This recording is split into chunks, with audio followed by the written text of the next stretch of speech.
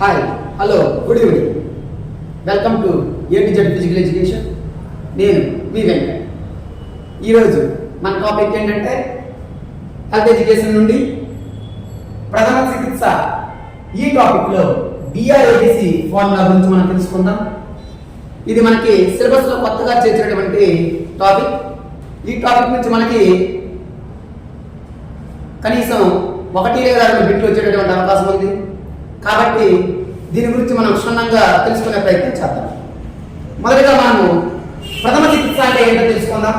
ప్రథమ చికిత్స అంటే ఎవరైనా వ్యక్తి ప్రమాదానికి గురైనప్పుడు కానీ లేదా ఎవరైనా హఠాత్తుగా అస్వస్థతకు గురైనప్పుడు కానీ తాత్కాలికంగా వెంటనే చేసేటటువంటి సహాయమునే ప్రథమ చికిత్స అని అంటారు. ప్రథమ చికిత్స అంటే ఎవరైనా వ్యక్తి ప్రమాదానికి గురైనప్పుడు కానీ లేదా హఠాత్తుగా అస్వస్థతకు గురైనప్పుడు కానీ వెంటనే తాత్కాలికంగా చేసేటటువంటి చికిత్సను ప్రథమ చికిత్స అంటారు. ఈ ప్రథమ చికిత్స యొక్క లక్ష్యం ఏంటంటే ప్రమాదానికి గురైనటువంటి వ్యక్తిని మనము బ్రతికి ఉండేలా చూడాలి. ప్రమాదానికి గురైనటువంటి వ్యక్తిని బ్రతికించడం మన యొక్క ప్రధానమైనటువంటి లక్ష్యం. అలాగే ప్రమాదానికి గురైనటువంటి వ్యక్తికి బాధ నుండి అలాగే విపత్తు నుండి విముక్తి చేయడం. బాధ నుండి విపత్తు నుండి ఏంటంటే బాధ నుండి విపత్తు నుండి అంటే ఇప్పుడు ఫర్ ఎగ్జాంపుల్ ఒక వ్యక్తి రోడ్డు యాక్సిడెంట్కి గురయ్యాడు.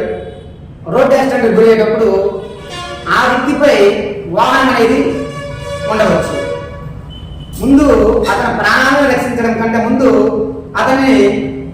మొదటగా మనం అతని యొక్క బాధ నుంచి మనం విముక్తి చేయాలి. అంటే మనం ఏం చేయాలి? అతని పై నుండి వాహనాన్ని తొలగించాలి. ఇది మనం మొదటిగా చేయవలసినటువంటి పని. అదేవిధంగా వైద్యుడు వచ్చే వరకు రోగి పరిస్థితి దిగజారకుండా లేదా ఆ వ్యక్తిని హాస్పిటల్కి తీసుకెళ్ళడం అనేది మనం చేయాలి.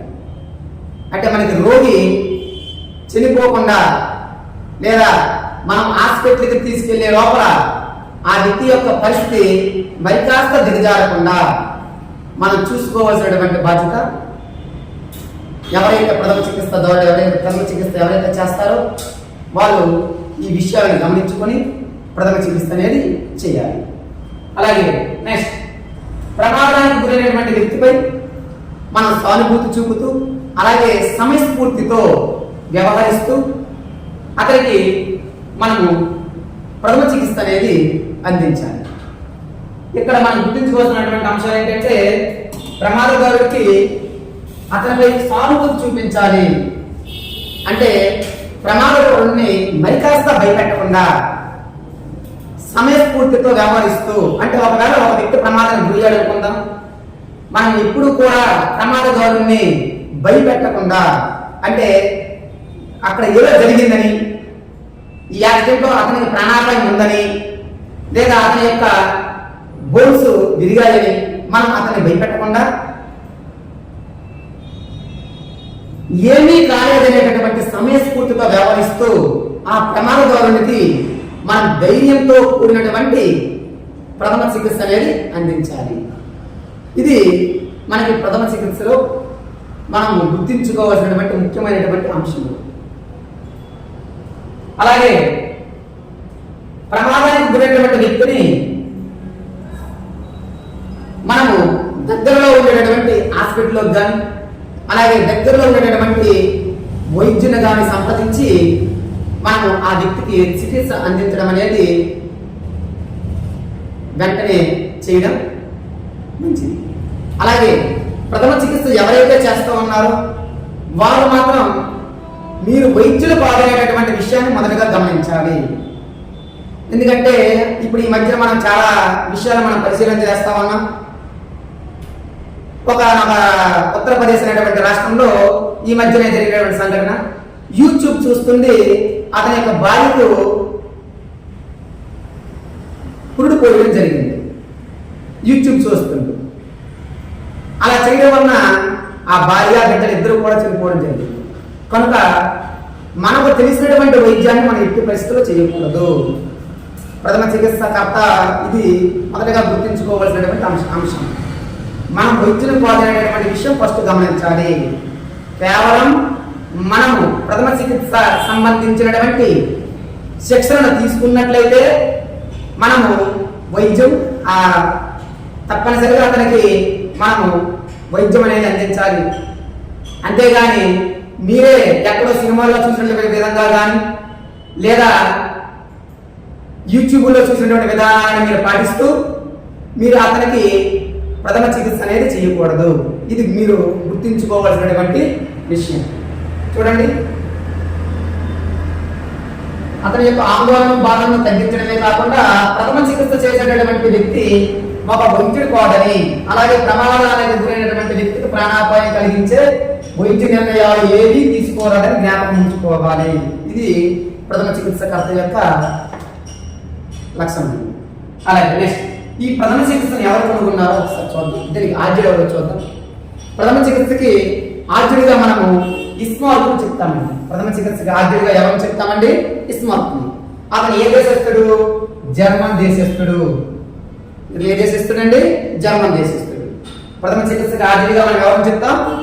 ఇస్మార్కుని చెప్తాం. అతను ఏ దేశస్తుడండి? జర్మన్ దేశస్తుడు. అలాగే 1879లో సెయింట్ జాన్స్ అంబులెన్స్ సర్వీసెస్ వల్ల ఇది ప్రథమ చికిత్స అనేది మరికొంత ప్రజాదరణ పొందడం అనేది జరిగింది.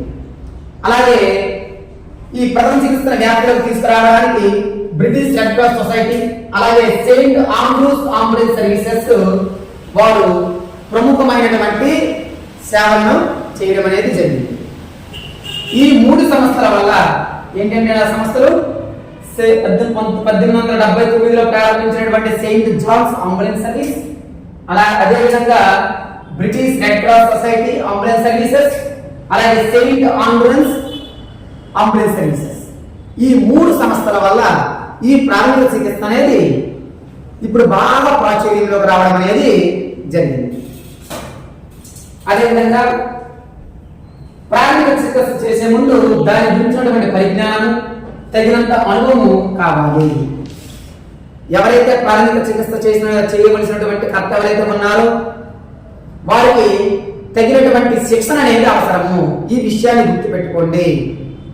ఎక్కడైనా ప్రమాదం జరిగినప్పుడు మీరు వెంటనే వెళ్ళి ఆ ప్రమాదకారుని రక్షించే ముందు మీరు ఈ విషయాన్ని గుర్తుపెట్టుకోవాలి. మీరు ప్రాథమిక చికిత్సకు సంబంధించి మీరు శిక్షణ తీసుకున్నారా లేదా దానికి సంబంధించినటువంటి పరిజ్ఞానం మీకుందా అనేటటువంటి విషయాన్ని గమనించి మీరు ప్రాథమిక చికిత్స చేయడానికి ముందుకు వెళ్ళాలి.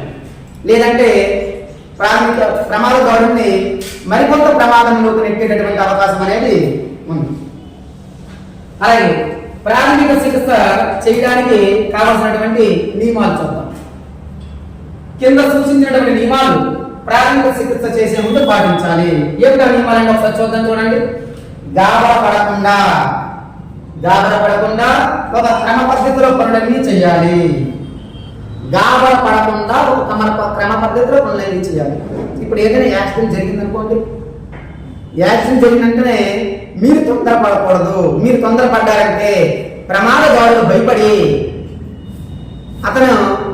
అతను మరింత ప్రమాదానికి అతని యొక్క ప్రాణాపాయానికి ప్రాణానికి ఆపద కలిగించేటటువంటి వారు అవుతాము. కాబట్టి గాబరా పడకుండా మనం అతనికి క్రమ పద్ధతిలో చికిత్సను అందించడం అనేది చేయాలి.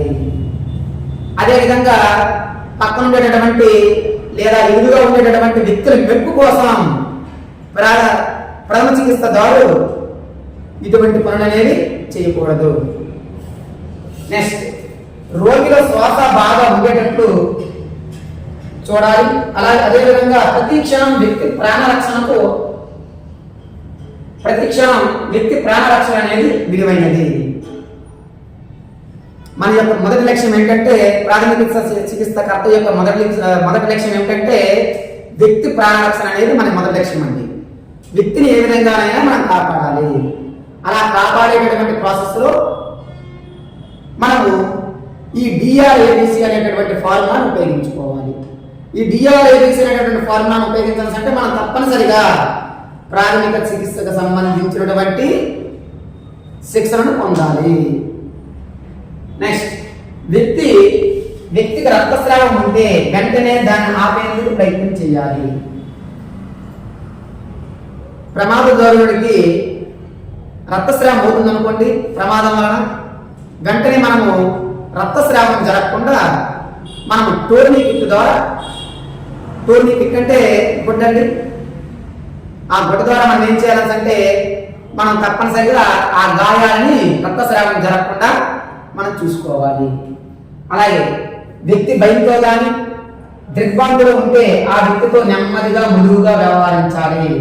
ప్రమాదదారుడు భయపడుతూ ఉంటే లేదా దిగ్భ్రాంతిలో ఉంటే విచారకరంగా ఉంటే మనం ఆ ప్రమాదదారుడితో చక్కగా మృదువుగా మాట్లాడుతూ అతన్ని మీరు గాబరాపడి అతన్ని ఇబ్బందుల్లోకి నెట్టకుండా మనం ప్రమాదదారుడిని రక్షించబడేటువంటి ప్రయత్నం అనేది చేయాలి.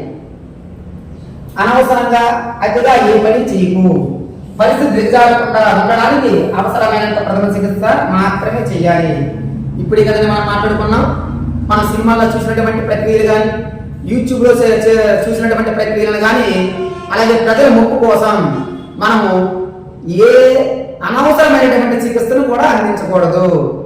అవసరమైనటువంటి పనులు ఏవి చేయకూడదు. గుర్తుపెట్టుకోండి, ప్రథమ చికిత్సకర్త ఎవరైతే ఉన్నారో అవసరం మేరకు కేవలం అతను వైద్యుడి వద్దకు లేదా ఆసుపత్రి వద్దకు చేర్చేంత వరకు మనం ఏ చికిత్స అయితే అందించాలో ఆ చికిత్స మాత్రం అందించాలి. మీరు డాక్టర్ కాదు అనేటువంటి విషయాన్ని మీరు గమనించుకొని చికిత్సను అందించడం అనేది చాలా ముఖ్యమైనటువంటి అంశం.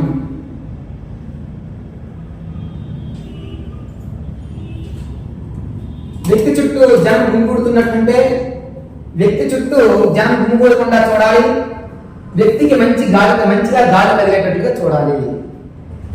వ్యక్తి చుట్టూ కానీ ప్రమాదదారుల చుట్టూ కానీ జనం కానీ గుమిగూడినట్లయితే అందులో రకరకాలైనటువంటి వ్యక్తిత్వం ఉండేటటువంటి మనుషులు ఉంటారండి. కాబట్టి ఒక్కొక్కరు ఆ ప్రమాదం గురించి చర్చించుకునేటటువంటి అవకాశం ఉంటుంది. అలా చర్చించుకునేటటువంటి క్రమంలో ఆ ప్రమాదదారునికి తగినటువంటి గాయాల గురించి చర్చించుకునేటటువంటి అవకాశం ఉంటుంది. ఆ గాయాలని ఎంత తీవ్రమైనటువంటి కూడా చర్చించుకునేటటువంటి అవకాశం ఉంటుంది. కాబట్టి ఆ ప్రమాదదారుడు ఆ మాటలు కానీ విన్నట్లయితే ప్రమాదదారుడు మరికొంత భయపడేటటువంటి అవకాశం అనేది ఉంది. కాబట్టి ప్రమాదదారుడికి ఇటువంటి మాటలు ఏవి కూడా చెవిచేరకుండా చూసుకోవాల్సినటువంటి బాధ్యత ఎవరిదండి? ప్రథమ చికిత్సకర్తదండి. కాబట్టి ప్రథమ చికిత్సకర్త చుట్టూ జనంగాని కోరుకున్నట్లయితే వాళ్ళెవరూ కూడా మాట్లాడకుండా చూసుకోవాల్సినటువంటి బాధ్యత ప్రథమ చికిత్సకర్తదండి. అలాగే ప్రథమ చికిత్సకర్త అక్కడ చుట్టూ జనంగాని గుమిగూడినట్లుంటే వాళ్ళందరినీ కూడా దూరంగా వెళ్ళమని చెప్పాలి. ఎందుకంటే ప్రమాదదారుడికి గాలి అనేది చక్కగా తగలాలి, శ్వాస అనేది చక్కగా ఆడాలి. అప్పుడే అతను కొంచెం రిలాక్సింగ్ మూడ్లోకి వచ్చేటటువంటి అవకాశం అనేది ఉంది. నెక్స్ట్, వ్యక్తికి కానీ చుట్టూ మూగిన జనానికి కానీ ఏ విధమైన అలజడి కలగలియరాదు. ప్రథమ చికిత్సకర్తకు తెలిసినటువంటి ముఖ్యమైనటువంటి బాధ్యతలు ఇది కూడా మనం చూసుకోవాల్సినటువంటి అంశం ఉందండి. ప్రథమ చికిత్స చేసేటటువంటి వ్యక్తికి ప్రమాదదారుడు యొక్క గాయాల యొక్క తీవ్రత తెలిసి ఉండవచ్చు. ఆ తెలిసినంత మాత్రాన అది బయట ఉండేటటువంటి జనాలకు చెప్పేటటువంటి విధానం అనేది ఉండకూడదండి. బయట ఉండేటటువంటి వ్యక్తులకు మనం చెప్పామనుకోండి ఆ విషయాల గురించి ఈ బయట ఉండేటటువంటి వ్యక్తులు చర్చించుకునేటటువంటి అవకాశం అనేది ఉంది. దానివల్ల అక్కడ ఆ జనంలో అలజడి అనేది చెలరాగి ప్రమాదదారుని మరికొంత ప్రాణాపాయ స్థితిలోకి పెట్టేటటువంటి అవకాశం అనేది ఉంది. కాబట్టి ప్రథమ చికిత్సకర్త ఈ విషయాన్ని గమనించాలి. వ్యక్తి సురక్షితంగా ఉన్నాడని వెంటనే వైద్య సహాయం అందుతుందని హామీ ఇవ్వాలి. వ్యక్తి సురక్షితంగా నీకేం అవ్వలేదు, ప్రమాదదారుడికి ఎంతసేపు కూడా ప్రథమ చికిత్సకర్త చెప్పాల్సిన విషయం ఏంటంటే నీకు ఏమీ జరగలేదు, నీకు తగిలినటువంటి గాయాలన్నీ కూడా చిన్న చిన్న గాయాలు, మనం ఇప్పుడే హాస్పిటల్కి వెళ్ళిపోదాం, హాస్పిటల్కి వెళ్ళిన వెంటనే నీకు ఈ రోజే డిశ్చార్జ్ చేస్తారు, నీ గాయాలకు పట్టు కట్టి నీకు ఈ రోజే డిశ్చార్జ్ చేస్తారు, నీకేం దెబ్బలు తగలేదు, అలాగే నీ యొక్క అవయవాలకు ఏమీ కూడా అవ్వలేదు, అవన్నీ కూడా నీ శరీరం అంతా కూడా సురక్షితంగానే ఉంది అనేటటువంటి ధైర్యాన్ని కలిగించాలి. అవసరమైతే సమయస్ఫూర్తితో నేను వైద్యుడిని, నేను కూడా డాక్టర్నే, నీకేం కాదు, నేనున్నాను కదా, నేను చూసుకుంటాను కదా అనేటటువంటి భరోసా ప్రమాదదారునికి కలిగిస్తే ప్రమాదదారుడు ధైర్యంతో ఉండేటటువంటి అవకాశం అనేది ఉందండి. ఈ విషయాన్ని ప్రథమ చికిత్సదారుడు గమనించవలసినటువంటి అవసరము ఉంది. అలాగే అవసరం లేకుండా ఆ వ్యక్తి మీద వస్త్రాలు తొలగించవద్దు లేదా తీసివేయకూడదు. ప్రథమ చికిత్సకర్త గమనించవలసినటువంటి అంశాల్లో ఈ అంశం కూడా ప్రధానమైనదండి. ఎందుకంటే ఆ వ్యక్తి మీద ఉండేటటువంటి వస్త్రాలను అనవసరంగా తీయకూడదు. ఎందుకు తీయకూడదు అంటే ఏదైనా సరే ప్రమాదం జరిగేటప్పుడు అతని యొక్క బోన్స్ అనేటటువంటివి విరిగి ఆ వస్త్రంలో అతుక్కుని ఉండవచ్చు. ఆ వస్త్రం తీసినప్పుడు ఆ బోన్స్ అనేవి మరొకసారి ఆ వస్త్రానికి తగిలి ఆ ప్రమాదదారునికి మరికొంత బాధను కలిగించవచ్చు. కాబట్టి అవసరమైతేనే అతని యొక్క వస్త్రాలను తొలగించాలి లేదా ఆ వస్త్రాన్ని అలాగే ఉంచాలి. ఈ విషయాన్ని ప్రథమ చికిత్సకర్త గమనించుకోవాల్సినటువంటి అవసరం అనేది ఉందండి. అలాగే దగ్గరగా ఉండే వైద్యునికి కబురంపు కానీ అంబులెన్స్ లో కానీ వ్యక్తికి తొందరగా వైద్య సహాయం అందేటట్లు చేయాలి. ఈ విషయం అనేటటువంటి చాలా ప్రధానమైనటువంటి విషయం అండి. అక్కడ దగ్గరలో కానీ ప్రమాదం జరిగినటువంటి దూరంలో ఎవరైనా వైద్యుడు ఉంటే వైద్యుడిని ఎవరైనా తీసుకుని రమ్మనను కానీ లేదంటే అంబులెన్స్ని ఫోన్ చేసి వెంటనే ప్రమాదదారుని హాస్పిటల్కి తీసుకెళ్లేటటువంటి ఏర్పాటు చేయాలండి. ఇది మనం ప్రాథమిక ఎవరైతే ప్రథమ చికిత్స చేస్తారో వారు గుర్తుంచుకోవాల్సినటువంటి నియమాలు.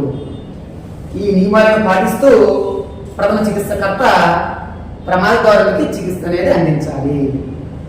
ఇప్పుడు ఈ ప్రథమ చికిత్సలో డిఆర్ఏబిసి ఫార్ములా ఏ విధంగా యూజ్ చేయాలి, ఇది ఏ విధంగా ఉపయోగపడుతుంది అనేటటువంటి అంశాలను మనం ఇప్పుడు తెలుసుకుందాం.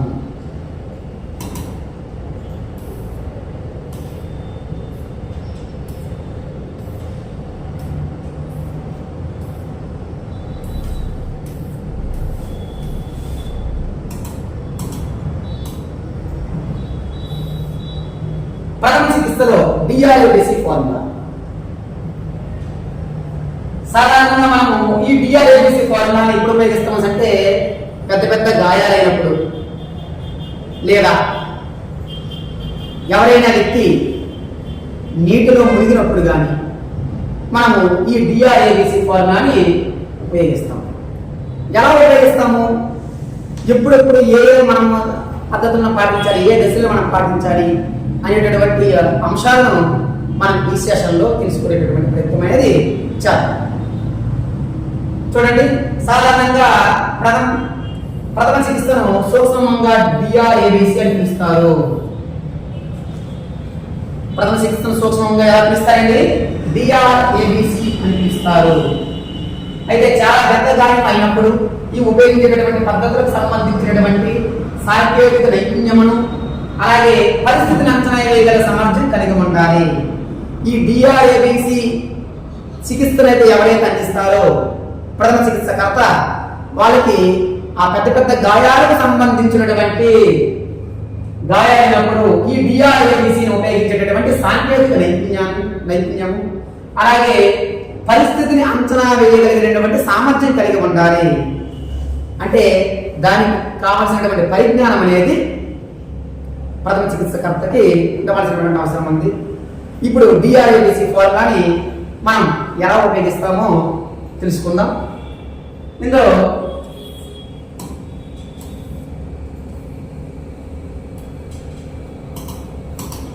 అయితే డిఆర్ఏబిసి ఫార్ములా అనేటటువంటిది యాజ్ ఏ ఫిజికల్ ఎడ్యుకేషన్ టీచర్గా మనకి చాలా అవసరం అండి. ఎందుకంటే మనము స్కూల్లో పిల్లలకి ఆటలు ఆడిపిస్తున్నప్పుడు కానీ లేదా స్కూల్లో పిల్లల ప్రమాదానికి గురైనప్పుడు కానీ మొదటగా అందరికీ కూడా గుర్తొచ్చేటటువంటి వ్యక్తి ఎవరైనా అంటే పీటీ సార్ లేదా పీటీ సార్ అనేటటువంటి వాళ్ళు మొదటగా అందరు టీచర్లకి కూడా గుర్తొస్తారు. కాబట్టి ఈ డిఆర్ఏబిసి గురించి మిగతా టీచర్ల కన్నా మనము తెలుసుకోవాల్సినటువంటి అవసరం అనేది ఉంది. కాబట్టి ఈ డిఆర్ఏబిసి చికిత్సని పాఠశాలల్లో లేదా క్రీడా క్లబ్స్లో కాలేజెస్లో పీవీ ట్రైనింగ్ కాలేజెస్లో లేదా యూనివర్సిటీస్లో అత్యవసర ప్రాథమిక చికిత్సల గురించి కోచ్లకు అలాగే టీచర్లకు శిక్షణ ఇవ్వాలి. తప్పనిసరిగా అక్కడ ఉండేటటువంటి కోచ్లకు కానీ ఆ కాలేజెస్ స్కూల్స్లో పనిచేసినటువంటి కోచ్లకు టీచర్లకు ఈ డిఆర్ఏబిసికి సంబంధించినటువంటి శిక్షణ అనేది అందించాలి. అదేవిధంగా ఈ డిఆర్ఏబిసిలో ఉండేటటువంటి పద్ధతులు ఒకసారి చూద్దాం. డిఆర్ఏబిసిలో మనకి ముఖ్యంగా 5 పద్ధతులు ఉన్నాయండి. ఇక్కడ డి అంటే డేంజర్, ఇక్కడ డి అంటే ఏంటండి డేంజర్, దీన్ని మనం తెలుగులో ప్రమాదము అని అంటాం. అలాగే ఆర్ అంటే రెస్పాన్స్, ఆర్ అంటే ఏంటండి రెస్పాన్స్, దీన్ని ప్రతిస్పందన అని మనం తెలుగులో అంటాం. అదేవిధంగా ఏ అంటే ఎయిర్వే వాయు మార్గం, ఏ అంటే ఏంటండి ఎయిర్వే వాయు మార్గం. అలాగే బి అంటే బ్రీతింగ్ శ్వాస తీసుకుంట, తెలుగులో ఏమంటామంటే బ్రీతింగ్ ని శ్వాస తీసుకుంటాను అంటాం. అదేవిధంగా సి అంటే సర్క్యులేషన్ రక్త ప్రసరణ. ఈ 5 పద్ధతులను మనం ఉపయోగించి ప్రాథమిక చికిత్స మనం చేయగలిగినట్లయితే రోగి లేదా ప్రమాదకారుడు బతికేటటువంటి అవకాశం అనేది ఉంది. కనుక ఈ 5 పద్ధతుల గురించి ఇప్పుడు మనం క్షుణ్ణంగా తెలుసుకుందాం. మొదటగా మనం తెలుసుకోవాల్సిన అంశం ఏంటండి డేంజర్. మొదటగా మనం తెలుసుకోవాల్సిన అంశం ఏంటండి డేంజర్. డేంజర్ అంటే ఏం చెప్పాం మనము ప్రమాదము. ప్రమాదం జరిగినప్పుడు ఎవరైనా స్పృహ కోల్పోయినా లేదా తీవ్రంగా గాయపడినా అది ఏ ప్రాంతంలో జరిగిందో, గాయపడినటువంటి వ్యక్తికి ఎంత తీవ్రమైన గాయం కలిగిందో గమనించాలి. ఇది చాలా ముఖ్యమైనటువంటి దశ అండి. ఎందుకంటే ప్రమాదం జరిగినప్పుడు అది ఏ ప్రాంతంలో జరిగింది అనేటటువంటి విషయాన్ని మనం ప్రథమ చికిత్సదారులు గమనించాలి. అదేవిధంగా ప్రమాదదారుడికి ఎటువంటి గాయాలయ్యాయి లేదా స్పృహలో ఉన్నారా లేదా అనేటటువంటి విషయాల్ని మనం గమనించి ప్రథమ చికిత్స అనేది మనం అందించడం అనేది మొదలు పెట్టాలండి. మొదటిగా మనకి ప్రథమ చికిత్స కర్త ఎవరైతే ఉన్నారో ఆ ప్రమాదం జరిగినటువంటి ప్రాంతాన్ని మొదటిగా పరిశీలన చేయాలి. ఫర్ ఎగ్జాంపుల్, ఇప్పుడు ఏదైనా భవనం అనేటటువంటిది ప్రమాదానికి గురయ్యి కూలిపోయింది అనుకోండి, భవనం కూలిపోయింది అనుకోండి, ఆ ప్రమాదంలో చాలా మంది వ్యక్తులు ఆ భవనం కింద నడిగి ప్రథమ చికిత్స కోసం ఎదురు చూస్తూ ఉన్నారు అనుకోండి. భవనం కూలిన వెంటనే ప్రథమ చికిత్స కర్త ఎవరైతే ఉన్నారో వారు వెంటనే లోపలికి వెళ్ళిపోయి ప్రథమ చికిత్స అందించకూడదు. ఈ విషయాన్ని మీరు జాగ్రత్తగా గమనించండి. ఎందుకంటే ముందు ఆ ప్రాంతాన్ని చక్కగా పరిశీలన చేయాలి. ఆ ప్రాంతంలో ఏమైనా షార్ట్ సర్క్యూట్ జరగచ్చు, లేదంటే పైన ఉండేటటువంటి పెచ్చులు కింద మన మీద కూడా పడేటటువంటి అవకాశం అనేది ఉంది. కాబట్టి ప్రథమ చికిత్సకర్త మొదటగా గమనించవలసినటువంటి విషయం ఏంటంటే ఆ ప్రాంతాన్ని క్షుణ్ణంగా పరిశీలన చేయాలి. అలా పరిశీలన చేయకుండా ఆ ప్రాంతానికి కానీ మీరు చేరుకున్నట్లయితే, ఆ ప్రాంతాన్ని లోపలికి మీరు వెళ్ళినట్లయితే మీరు మీ ప్రాణాన్ని పణంగా పెట్టేటటువంటి అవకాశం అనేది ఉంది. మీ ప్రాణాలు కూడా కోల్పోయేటటువంటి అవకాశం అనేది ఉంది. కాబట్టి ప్రథమ చికిత్సకర్త మొదటగా చేయవలసిన పని ఏంటంటే ఆ ప్రాంతాన్ని క్షుణ్ణంగా పరిశీలన చేయాలి. తరువాత క్రమంలో ఎవరైతే ప్రమాదదారులు ఉన్నారో ఆ ప్రమాదదారుడికి స్పృహలో ఉన్నాడా అనేటువంటి విషయాన్ని గమనించాలి. ఆ ప్రమాదదారుడు స్పృహలో ఉన్నాడా లేదా అనేటటువంటి విషయాన్ని గమనించాలి. అలాగే ఆ ప్రమాదదారుని యొక్క గాయాలు యొక్క తీవ్రతను కూడా గమనించాలి. ఓకేనండి.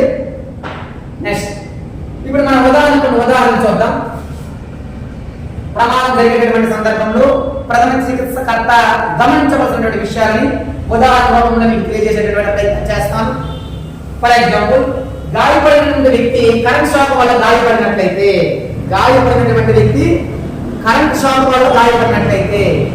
ప్రథమ చికిత్సకర్త ఆ ప్రమాదం జరిగేటటువంటి ప్రదేశానికి వెళ్ళినప్పుడు మొదటిగా గమనించవలసినటువంటి అంశం ఏమిటంటే ఆ ప్రథమ చికిత్సకర్త ఎవరైతే ఉన్నారో వారు ప్రమాదదారుల నుంచి ఆ విద్యుత్ తీగలు అనేటువంటివి లేదా విద్యుత్ పరికరాలు అనేటువంటివి వేరువై ఉన్నాయా లేదా అనేటటువంటి విషయాన్ని మొదట గమనించాలి. మొదటి మనం ప్రథమ చికిత్సకర్త గమనించవలసిన ఆ విషయం ఏంటంటే ఎవరైతే ప్రమాదకర విద్యుత్ షాకు గురయ్యాడో అతని నుంచి ఆ విద్యుత్ పరికరాలు అనేటటువంటివి వేరే ఉన్నాయా లేదా అనేటటువంటి విషయాన్ని గమనించాలి. లేదా ఆ చుట్టూ ఉండేటటువంటి ప్రాంతంలో ఇంకా విద్యుత్ షాకు సంబంధించినటువంటి వైర్లు కానీ పరికరాలు కానీ ఉన్నాయా లేదనేటువంటి విషయాన్ని గమనించాలి.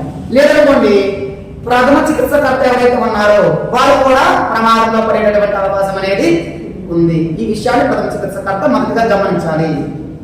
లేదంటే ప్రమాదగారుడు ప్రథమ చికిత్సకర్త ఇద్దరు కూడా ప్రమాదానికి గురయ్యేటటువంటి అవకాశం అనేది ఉంది. మనం చాలా పేపర్లో చూస్తుంటాం, పొలానికి నీరు పెట్టడానికి వెళ్ళి తండ్రి కొడుకులు మృతి, లేదా మేడపైన బట్టలు ఆరవేస్తూ తల్లి కూతుర్లు మృతి అనేటువంటి విషయాల గురించి మన పేపర్లో చర్చించుకుంటాం. ఎప్పుడైనా షాక్ అనేటటువంటిది ఒక వ్యక్తిగా కలుగుతుంది. అతను రక్షించేటటువంటి క్రమంలో ఎవరైతే రక్షించడానికి ప్రయత్నం చేస్తారో వారు తీసుకోవలసినటువంటి జాగ్రత్తలుగా తీసుకోకపోయినట్లయితే మొదటిగా ప్రమాదానికి గురైనటువంటి వ్యక్తితో పాటు అతను రక్షించడానికి వెళ్ళినటువంటి వ్యక్తి కూడా ప్రమాదానికి గురి అయ్యేటటువంటి అవకాశం అనేది ఉంది. ఈ విషయాన్ని ప్రథమ చికిత్సకర్త మనం లేకపోతే ఎవరైతే ప్రథమ చికిత్స చేయాలనుకుంటున్నారో వారు మొదటగా గమనించవలసినటువంటి విషయం అండి. ఎందుకంటే అతను షాప్ కలిగింది, అతను షాప్ లో ఉన్నాడు. షాప్ లో ఉన్నప్పుడు మన తండ్రి అనుకోండి, లేదా మన అక్క అనుకోండి, మన చిన్న అనుకోండి, మన అన్న అనుకోండి, అతను రక్షించడానికి వెళ్ళాలి. అతను రక్షించడానికి వెళ్ళాలనుకున్నప్పుడు అతను షాప్ లో ఉన్నప్పుడు అతను పట్టుకొని అతను బయటకు షాప్ నుంచి బయటకు లాగేటటువంటి ప్రయత్నంగా మనం చేసామనుకోండి, ఆ వ్యక్తి షాప్ గురైనాడు కాబట్టి అతని నుంచి మనకు కూడా ఆ విద్యుత్ షాప్ అనేది తగిలేటటువంటి అవకాశం అనేది ఉంది. కాబట్టి మొదటగా మనం చేయాల్సిన పని ఏంటంటే ఆ వ్యక్తి నుంచి ఆ విద్యుత్ తీగలు కానీ ఆ విద్యుత్ పరికరాలు కానీ మొదటిగా మనం తొలగించాలి. ఆ తరువాత ఆ విద్యుత్ పరికరాలకి సప్లై అవుతున్నటువంటి పవర్ ని మనం ఆఫ్ చేయాలి. ఇది మనం చేయవలసినటువంటి మొదటి పని. ప్రమాదానికి ఎప్పుడైతే ప్రమాదం జరిగిందో ఆ ప్రాంతానికి మనం వెళ్ళేటప్పుడు ఈ పని మనము ప్రథమ చికిత్సకర్త మొదటిగా చేయాలండి. లేదా ఇప్పుడు ఏదైనా రోడ్ యాక్సిడెంట్ జరిగింది అనుకోండి, ఇంకో ఉదాహరణ చూద్దాం. రోడ్ యాక్సిడెంట్ జరిగింది అనుకోండి. రోడ్ యాక్సిడెంట్ జరిగేటప్పుడు అక్కడ రోడ్ యాక్సిడెంట్ జరిగిన వెంటనే మనం ఏం చేస్తామంటే, ఇప్పుడు ఫర్ ఎగ్జాంపుల్ మనం వెళ్తున్నప్పుడే ఆ సైడ్ కానీ లేదా మన ముందు కానీ రోడ్ యాక్సిడెంట్ జరిగిందండి. రోడ్ యాక్సిడెంట్ జరిగిన వెంటనే మనం వెంటనే అక్కడ మన బండిని ఆపి వెంటనే పరిగెత్తుకుంటూ ఆ ప్రాంతాన్ని వెళ్ళిపోకూడదండి. అలా వెళ్ళేటటువంటి క్రమంలో ఎదురుగా వచ్చేటటువంటి వాహనాలు కానీ వెనకుండా వచ్చేటటువంటి వాహనాలు కానీ మనల్ని గుద్దేటటువంటి ప్రమాదం, మనల్ని హిట్ చేసేటటువంటి ప్రమాదం అనేది ఉంది. కనుక మీరు జాగ్రత్తగా ఓపికతో ఏం చేయాలంటే మొదటగా ప్రమాదం జరిగినటువంటి ప్రాంతం వైపుగా ఎటువంటి వాహనాలు కూడా రాకుండా ట్రాఫిక్ ని నిలిపివేయాలి. ఇది ప్రథమ చికిత్సకర్త యొక్క మొదట గమనించవలసిన ప్రధానమైనటువంటి అంశం అండి. ఈ ప్రమాదమైనటువంటి అంశంలో మనం ఇప్పుడు చూసాం కదండి, ప్రమాదం జరిగినటువంటి ప్రాంతాన్ని మొదట మనము అబ్జర్వ్ చేయాలి. అలాగే ప్రథమ చికిత్సకర్త అక్కడ చేరుకునేటటువంటి సమయంలో అక్కడ ప్రథమ చికిత్సకర్తకి ఎటువంటి ప్రమాదం కూడా జరగకుండా చూసుకోవాలి. మరొక సందర్భం మనం చూస్తాం. యాక్సిడెంట్ జరిగిన తర్వాత రోడ్డు ప్రమాదంలో ఒక వాహనం అనేటటువంటిది యాక్సిడెంట్ గురైంది అనుకోండి. ఆ యాక్సిడెంట్ గురైనటువంటి వాహనం నుంచి నిప్పుల వలైనా సరే వచ్చి అక్కడ ఉండేటటువంటి ఆయిల్ ట్యాంక్ తగులుకునేటటువంటి ప్రమాదం కూడా ఉంది. దానివలన ఎక్కువ అక్కడ ఎక్స్పోజర్ జరిగేటటువంటి అవకాశం అనేది ఉంది. కాబట్టి ప్రథమ చికిత్సకర్త అనేటటువంటి వాళ్ళు ఆ ప్రమాదం జరిగేటటువంటి ప్లేస్ ని క్షుణ్ణంగా అబ్జర్వ్ చేసి అక్కడికి వెళ్ళాలి. ఈ విషయాన్ని ప్రథమ చికిత్సకర్త గమనించి మొదటగా ఈ ప్రమాదం అనేటటువంటి అంశం అనేటటువంటి దాని గురించి పూర్తిగా తెలుసుకొని ప్రథమ చికిత్సకర్త తరువాత దశకి వెళ్ళాలి. అతను హెల్ప్ చేయడానికి ప్రయత్నించాలి. ఎవరైతే ప్రమాదం గురయ్యాడో ప్రమాదదారుడిని హెల్ప్ చేయడానికి ప్రయత్నించాలి. అంటే ప్రమాదంలో జరిగినటువంటి అంశాలన్నింటినీ కూడా మనం పరిగణలోకి తీసుకోవాలి.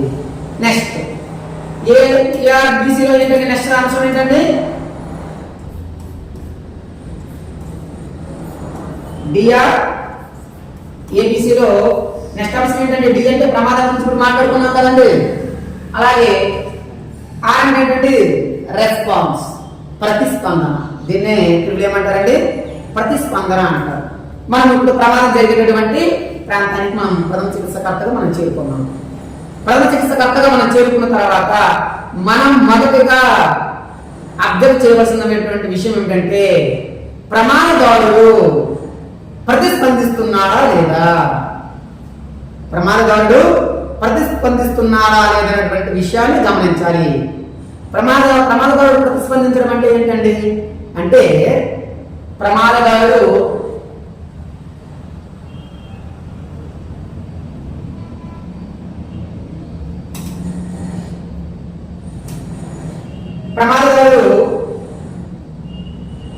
అతని యొక్క పరిస్థితి గురించి మనకు సమాచారాన్ని అందించగలరా లేదనేటటువంటి విషయాన్ని మనము ప్రథమ చికిత్స చేసేటటువంటి కరెక్ట్గా మనం గమనించాలి. ఈ దశ చాలా విలువైనది. ఇప్పుడు మనం చెప్పినటువంటి డిఆర్ఏబిసి దశలలో ఈ 5 దశలలో ఈ ప్రతిస్పందన దశ అనేటటువంటిది చాలా విలువైనది. ఎందుకంటే మనం ప్రథమ చికిత్స చేయడానికి మనం ఆ ప్రమాదదారుల దగ్గరికి చేరుకునేటటువంటి దశ అండి. ఇక్కడ నుండే మనం ప్రథమ చికిత్స అనేటటువంటిది మొదలవుతుంది. కాబట్టి ఈ దశ చాలా విలువైనది. ఈ దశలోనే మనము ప్రమాదదారుడిని అతని యొక్క పరిస్థితిని మనము గమనించడం అనేది చేయాలి. లేదా మనం ఇచ్చేటటువంటి సైకిల్కి లేదా మనం ఇచ్చేటటువంటి కాసన్స్ కి అతను ప్రతిస్పందిస్తున్నాడా లేదా అనేటటువంటి విషయాన్ని కూడా గమనించాలి. లేదా అతనికి అయ్యేటటువంటి గాయాల గురించి మనం తెలుసుకునేటటువంటి అవసరం కూడా ఉంది. కాబట్టి ఈ దశ చాలా విలువైనటువంటి దశ. ఈ దశలో మనం నిర్వహించవలసినటువంటి కొన్ని ఉపదశలు ఉన్నాయండి, సబ్ ఫేజెస్ ఉన్నాయండి. అవేంటంటే ఏవిపియు ఏంటంటే మనం నిర్వహించవలసినటువంటి ఉపదశ ఏంటండి? ఏవిపియు. ఇక్కడ ఏ అంటే అలర్ట్, ఏంటంటే అలర్ట్ అంటే అప్రమత్తత. అలాగే వి అంటే వాయిస్, వి అంటే ఏంటంటే వాయిస్ అంటే గట్టిగా శబ్దం చేయడం. అలాగే పి అంటే ఏంటంటే ప్లేస్, పి అంటే ఏంటంటే ప్లేస్. అలాగే ప్లేస్ అంటే స్థలం. యు అంటే ఏంటంటే అన్రెస్పాన్సివ్, యు అంటే ఏంటంటే అన్రెస్పాన్సివ్. అర్థమవుతుంది కదండి? యు అంటే అన్రెస్పాన్సివ్ అంటే స్పందించినటువంటి సమయము. మొదటగా మనము ఈ ఉపదశలలో ఏ అనేటటువంటి ఉపదశను మనం ఒకసారి పరిశీలన చేద్దాం. అలర్ట్ అంటే అప్రమత్తత. ప్రమాదానికి గురైనటువంటి వ్యక్తి అప్రమత్తంగా లేదా స్పృహలో ఉన్నారో లేదో తనిఖీ చేయాలి. ఈ దశలో అప్రమత్తత అనేటటువంటి దశలో ప్రమాదదారుడు అప్రమత్తంగా ఉన్నాడా లేదా స్పృహలో ఉన్నాడా లేదా అనేటటువంటి విషయాన్ని మనం ప్రథమ చికిత్సకర్తగా మొదట పరిశీలన చేయాలి. ప్రమాదదారుడి దగ్గరికి చేరుకున్న తర్వాత మనం చేయవలసినటువంటి మొదటి పని ఏంటంటే అతను స్పృహలో ఉన్నారా లేదా అనేటటువంటి విషయాన్ని మనము గమనించాలి. అదేవిధంగా వారు మాట్లాడుతున్నారా లేదా, కదులుతున్నారా లేదా అనే విషయాన్ని మనం నిర్ధారించుకోవాలి. ప్రమాదదారుడు మనతో మాట్లాడగలడా లేదా కదగలుగుతున్నాడా అనేటటువంటి విషయాన్ని మనము నిర్ధారించుకోగలగాలి. అదేవిధంగా సమాధానం లేకపోయినట్లయితే తర్వాత బి దశకు వెళ్ళాలి. అతనిలో ఎటువంటి స్పృహ కానీ లేదా మనం గమనించినట్లుగా అతనిలో కదలిక కానీ లేకపోయినట్లయితే మనం చేయవలసినటువంటి మనం వెళ్ళవలసినటువంటి నెక్స్ట్ దశ ఏంటంటే బి దశకు వెళ్ళాలి. ఏబిపిలో బి దశకు మనం చేరుకోవాలి. బి అంటే ఏంటంటే వాయిస్, శబ్దం. అంటే ఇప్పుడు ఏం చేస్తాం? ఈ దశలో ఏం చేస్తామంటే గాయపడిన వాళ్ళతో పెద్ద స్వరంతో మాట్లాడాలి. గుర్తుపెట్టుకోండి, గాయపడిన వాళ్ళతో పెద్ద స్వరంతో మాట్లాడాలి. ఎందుకంటే వాళ్ళు మనం ఏ దశలో వాళ్ళు స్పృహలో లేని తర్వాత కదా మనం బి దశకు వచ్చాం కదండి. స్పృహలో లేనటువంటి వ్యక్తికి మనం శబ్దం చేస్తూ గట్టిగా మాట్లాడితే స్పృహ వచ్చేటటువంటి అవకాశం అనేది ఉంది. ఎందుకంటే ప్రమాదం జరిగేటటువంటి సమయంలో అతను కొంత సమయం అన్కాన్షియస్ పొజిషన్కి వెళ్ళేటటువంటి అవకాశం అనేది ఉంది. కాబట్టి మిత్రులారా మనం గమనించవలసినటువంటి అంశం ఏంటంటే స్పృహలో లేదు ప్రమాదం అనేటటువంటి విషయాన్ని మనం గమనించినట్లయితే నెక్స్ట్ మనం చేయవలసింది నెక్స్ట్ పని ఏంటంటే అతనితో పెద్ద స్వరంతో మాట్లాడాలి. ఎలా మాట్లాడాలండి? పెద్ద స్వరంతో మాట్లాడాలి, గట్టిగా మాట్లాడాలి. మీరు దీన్ని చేస్తున్నప్పుడు వారు ఐ లైన్లోనే ఉండండి. ప్రమాదకారుడికి ఎదురుగా ఉండి మనము వారితో గట్టిగా మాట్లాడాలి. వారు వెనక కానీ వారి పక్కన కాకుండా వారు ఎదురుగా ఉండి మాట్లాడాలి. ఎందుకంటే ప్రమాదకారుడు తన యొక్క మెడయింపులు తిరిగి పక్కకు కానీ వెనక కానీ చూసేటటువంటి అవకాశం లేకపోవచ్చు. కాబట్టి అతని యొక్క ఐ లైన్లోనే ఉండి అతనికి కంటికి కనబడుతూ మనం గట్టిగా పెద్ద స్వరంతో మాట్లాడడానికి ప్రయత్నం చేయాలి. ఇది బి దశ. ఈ బి దశలో కూడా రెస్పాన్స్ కానీ లేకపోయినట్లయితే, ప్రతిస్పందన అనేది లేకపోయినట్లయితే మనం నెక్స్ట్ చేరుకోవాల్సినటువంటి దశ ఏంటండి? పి దశ. ఇది ఏ దశ అండి? పి దశ. పి దశ అంటే ఏంటండి? ప్లేస్, స్థలం. ఏంటండి ప్లేస్ అంటే చూద్దాం ఒకసారి. ఇప్పుడు ఎప్పుడైతే మన యొక్క పెద్ద స్వరానికి కూడా అతనిలో స్పృహ లేదు, మనం వెంటనే ఏం చేయాల్సింటే అతని యొక్క కాలర్ బోర్డు పైన ఎవరైతే ప్రమాదదారుడు ఉన్నాడో అతని యొక్క కాలర్ బోర్డు పైన మన చేతులు పెట్టి అతన్ని ఏం చేయాలి? కదిలించడానికి ప్రయత్నం చేయాలి. కదిలించడానికి ప్రయత్నం చేయాలి. ఇక్కడ మనం గమనించవలసినటువంటి విషయం ఏంటంటే అలా కదిలించేటటువంటి సమయంలో అతనికి ఏమైనా బోన్ ఫ్రాక్చర్స్ జరిగాయేమో అనేటటువంటి విషయాన్ని మీరు గమనించండి.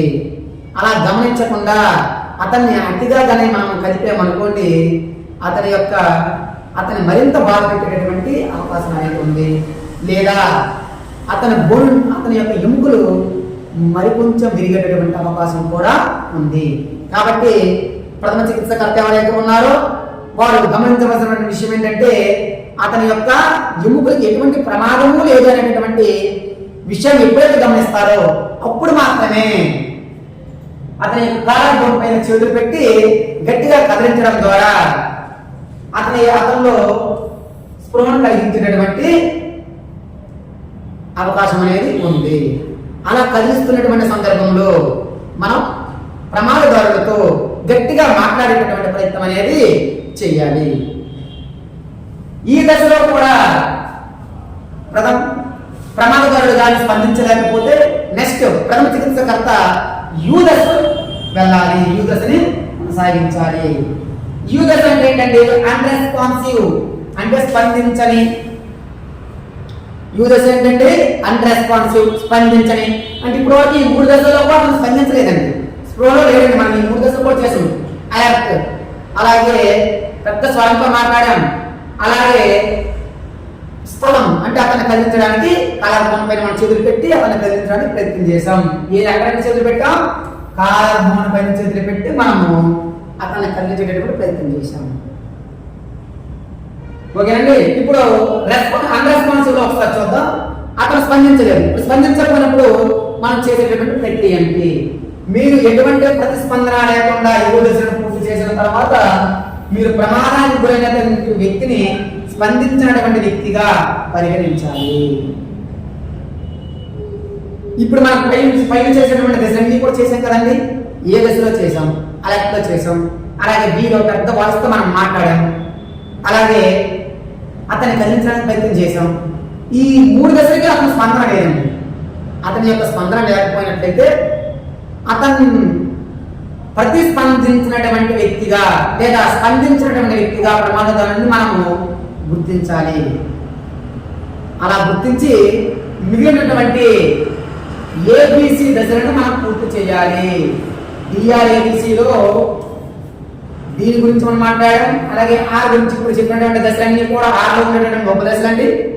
ఈ దశల్లో కానీ ఆ వ్యక్తి అనేది కానీ స్పందించకపోయినట్లయితే, ప్రమాదకారుడు స్పందించకపోయినట్లయితే మనం తరువాత ఏబిసి దశలను మనం పూర్తి చేయాలండి. తర్వాత దశ ఏంటంటే ఎయిర్ వే. ఎయిర్ వే ఏంటంటే వాయు మార్గం. ఎయిర్ వే ఏంటంటే వాయు మార్గం. వాయు మార్గం.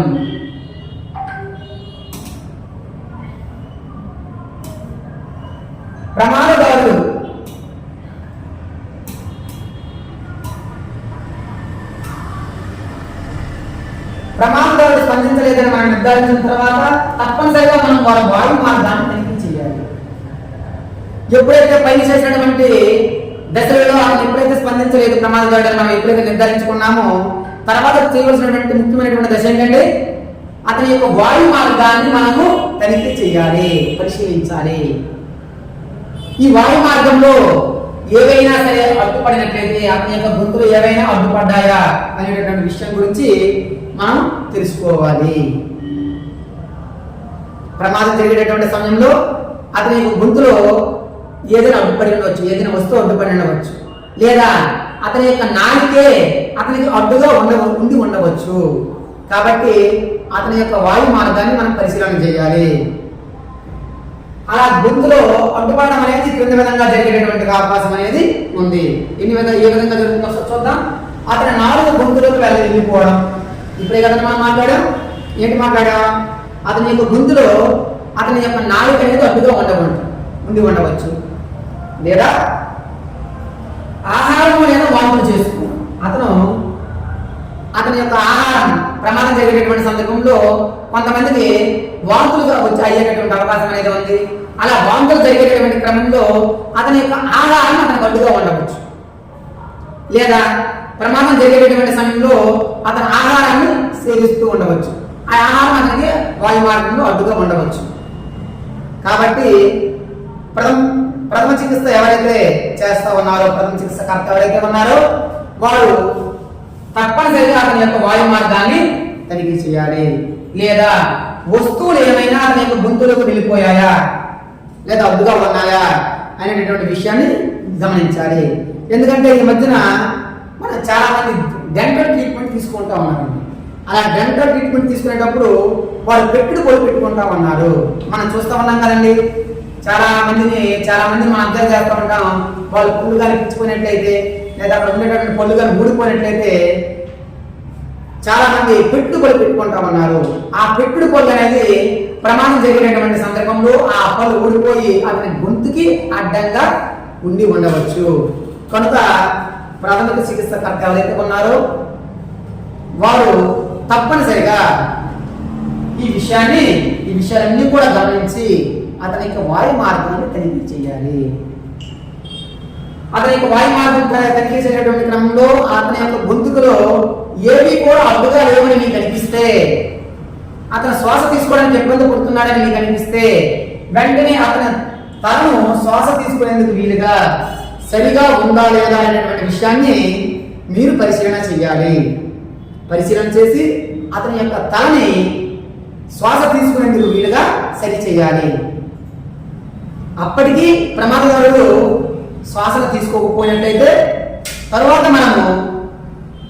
దశ అయినటువంటి శ్వాస తీసుకున్న బ్రీతింగ్ అనేటటువంటి దశకి మనము వెళ్ళాలి. ప్రథమ చికిత్సకర్త ఎవరైతే ఉన్నారో వారు ఈ విషయాన్ని గమనించాలి. ఎప్పుడైతే వాయు మార్గంలో ఎటువంటి అడ్డు లేదు అని మీకు తెలిసిందో, అతను శ్వాస సరిగా తీసుకోవడం లేదని మీకు అనిపించిందో అప్పుడు వెంటనే మనం వెళ్ళవలసినటువంటి దశ ఏంటంటే బ్రీతింగ్ అనేటటువంటి దశకి మనం వెళ్ళాలి. శ్వాస తీసుకునేటటువంటి దశకి మనం చేయాలి. ఈ దశలో మనం ఏం చేయాలంటే బాధితుడు శ్వాస తీసుకుంటున్నాడా లేదా అనేటటువంటి విషయాన్ని పరీక్షించాలి. అదే కదండి మనం మాట్లాడాం. బాధితుడు శ్వాస సరిగా తీసుకుంటున్నాడా లేదా అనేటటువంటి విషయాన్ని మనం పరీక్ష చేయాలి. అదేవిధంగా బాధితుడు మాట్లాడకపోతే అతను స్పృహలో లేనట్లు మనం గ్రహించాలి. బాధితుడు మనం మాట్లాడుతున్నప్పుడు మన యొక్క మాటలకు ప్రతిస్పందన లేదనుకోండి, లేదా మన యొక్క సైకిల్ కప్పుల యొక్క ప్రతిస్పందన లేదనుకోండి, మనం గమనించవలసిన ముఖ్యమైనటువంటి విషయం ఏంటంటే అతను స్పృహలో లేడు అనేటటువంటి విషయాన్ని గ్రహించాలి. అదేవిధంగా అతని గొంతు ద్వారా శ్వాస తీసుకుంటున్నాడా, శ్వాస తీసుకుంటున్న శబ్దం వస్తూ ఉన్నా అతను మాట్లాడకపోతే వెంటనే ప్రమాదాన్ని గుర్తించి అతని వెంటనే ఎక్కడికి చేర్చాలి, వైద్య చికిత్స కోసం వైద్యశాలకు చేర్చాలి. మిత్రులారా, మనం గమనించవలసినటువంటి విషయం ఏంటంటే ఇక్కడ అతను మనతో మాట్లాడకపోతే మనం ఏం చెప్తాం, అతను మన స్పృహలో లేడని చెప్పాం. అదేవిధంగా అతని గొంతు ద్వారా శ్వాస తీసుకుంటున్న శబ్దం వస్తున్నా కూడా అతని గొంతు ద్వారా ఇక్కడ చూడండి, మన శ్వాస తీసుకుంటున్నప్పుడు ఇక్కడ కదలికలు అనేవి మొదలవుతాయి. అలా కదలికలు ఏమైనా జరుగుతున్నాయా, లేదా మన యొక్క రిప్కేజ్ అనేది, మన యొక్క డయాఫ్రామ్ అనేటటువంటిది ఏమవుతుంది, పైకి ఒప్పడం అనేటటువంటిది జరుగుతుంది. అలా పైకి ఒప్పడం జరుగుతున్నప్పుడు ఏంటంటే అతను శ్వాస తీసుకుంటున్నాడని మీకు అనిపించి ఉండవచ్చు. కానీ అతను మనతో కానీ లేదా మన యొక్క మాటలతో అతను ప్రతిస్పందన కానీ లేదనుకోండి, తప్పనిసరిగా అతను స్పృహలో లేనటువంటి విషయాన్ని మనం గమనించాలి.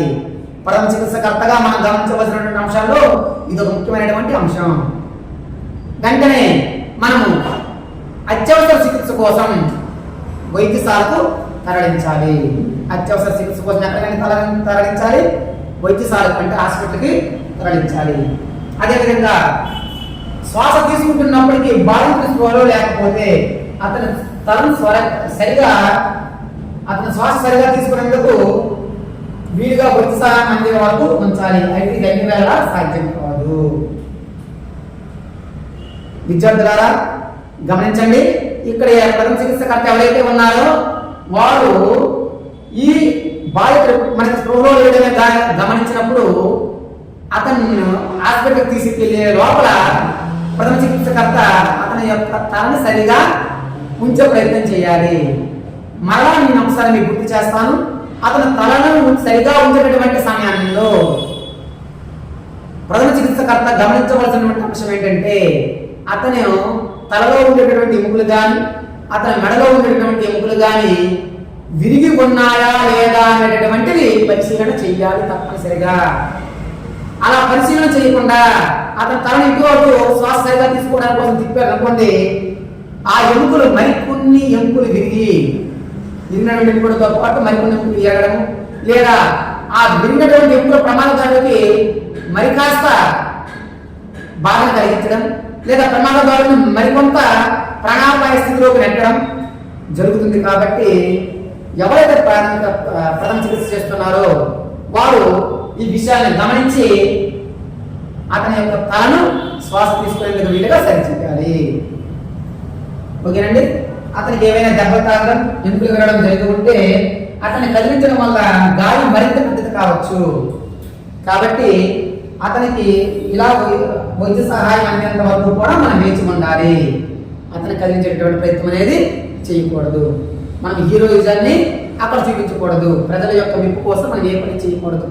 మిత్రులారా గమనించండి, ప్రథమ చికిత్స చేసేటటువంటి కర్తవ్యాలు అయితే ఉన్నారో బయట ఉండేటటువంటి వ్యక్తుల యొక్క మెప్పు కోసం ఏ పని చేయకూడదు. ఆ విషయాన్ని గమనించండి. మీకు సొంత నిర్ణయాలు ఏమీ తీసుకోకండి. అక్కడ ప్రమాదకారులను మరింత ప్రమాదంలో నెట్టేటటువంటి ప్రయత్నం చేయకండి. అలాగే డిఆర్ఏసి పద్ధతులను పాటించాలి. ఈ చికిత్స ఎవరైతే ప్రథమ చికిత్సకర్త ఎవరైతే ఉన్నారో వారు ఈ శ్వాస తీసుకునేటటువంటి దశలో డిఆర్ఏసిలో ఉండేటటువంటి ఏవైతే పద్ధతులు ఉన్నాయో ఆ పద్ధతులను పాటించి అతనికి మనం చికిత్స అందించడం అనేది చేయాలి. ఏంటంటే ఆ పద్ధతులు అంటే, ఒకవేళ మీరు డిఆర్ఏసి సెక్షన్ తీసుకున్నట్లయితే ఈ సమయంలో దాని అవసరం గుర్తించి తక్షణం అంబులెన్స్ కి ఫోన్ చేయాలి. ఏంటంటే మనకు అంబులెన్స్ అనగానే గుర్తొచ్చేటటువంటిది ఏంటంటే 108.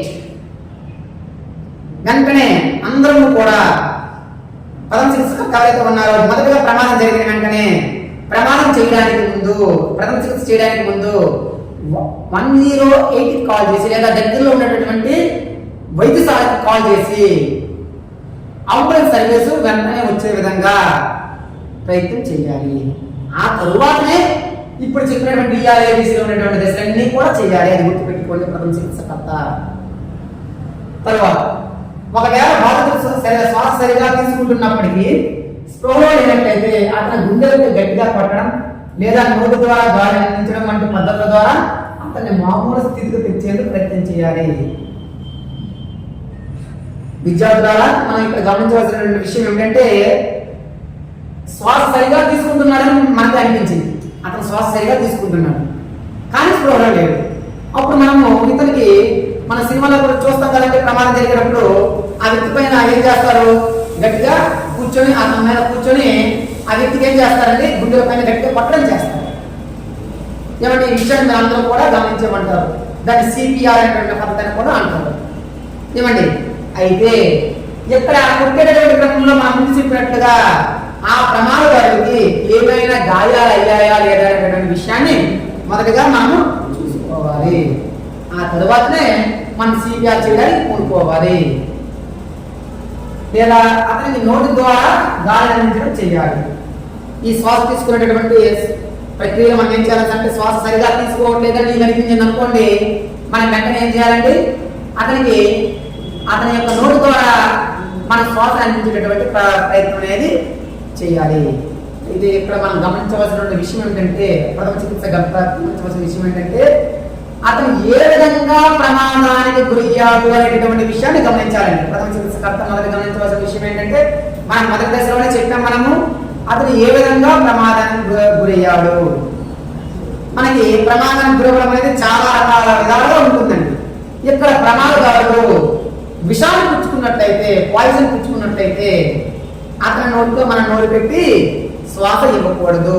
అలా ఇచ్చినట్లయితే అతని నోట్లో ఉండేటటువంటి విషానికి సంబంధించినటువంటి పార్టికల్స్ అనేవి మన నోట్లో కూడా వెళ్ళేటటువంటి అవకాశం అనేది ఉంది. అప్పుడు మనం కూడా ప్రమాదానికి గురయ్యేటటువంటి అవకాశం ఉంది. మీకు మొదటి డేంజర్లోనే చెప్పాను. ఏం చెప్పామంటే, ప్రమాదకారునికి చికిత్స చేసేటటువంటి క్రమంలో మన ప్రాణాలను పణంగా పెట్టకూడదు.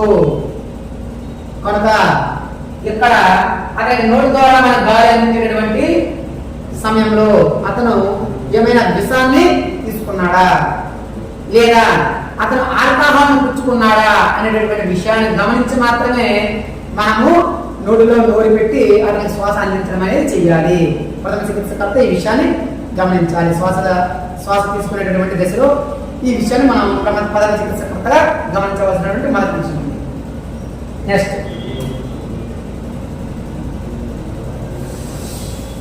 నోటి ద్వారా గాలి అందించడం వల్ల వ్యక్తిని ప్రాణాపాయం నుండి కాపాడవచ్చు. కానీ రక్త ప్రసరణ లేకుండా గుండె కొట్టుకోవడం ఆగిపోయిన వారిపై ఇది ఫలితం చూపించదు.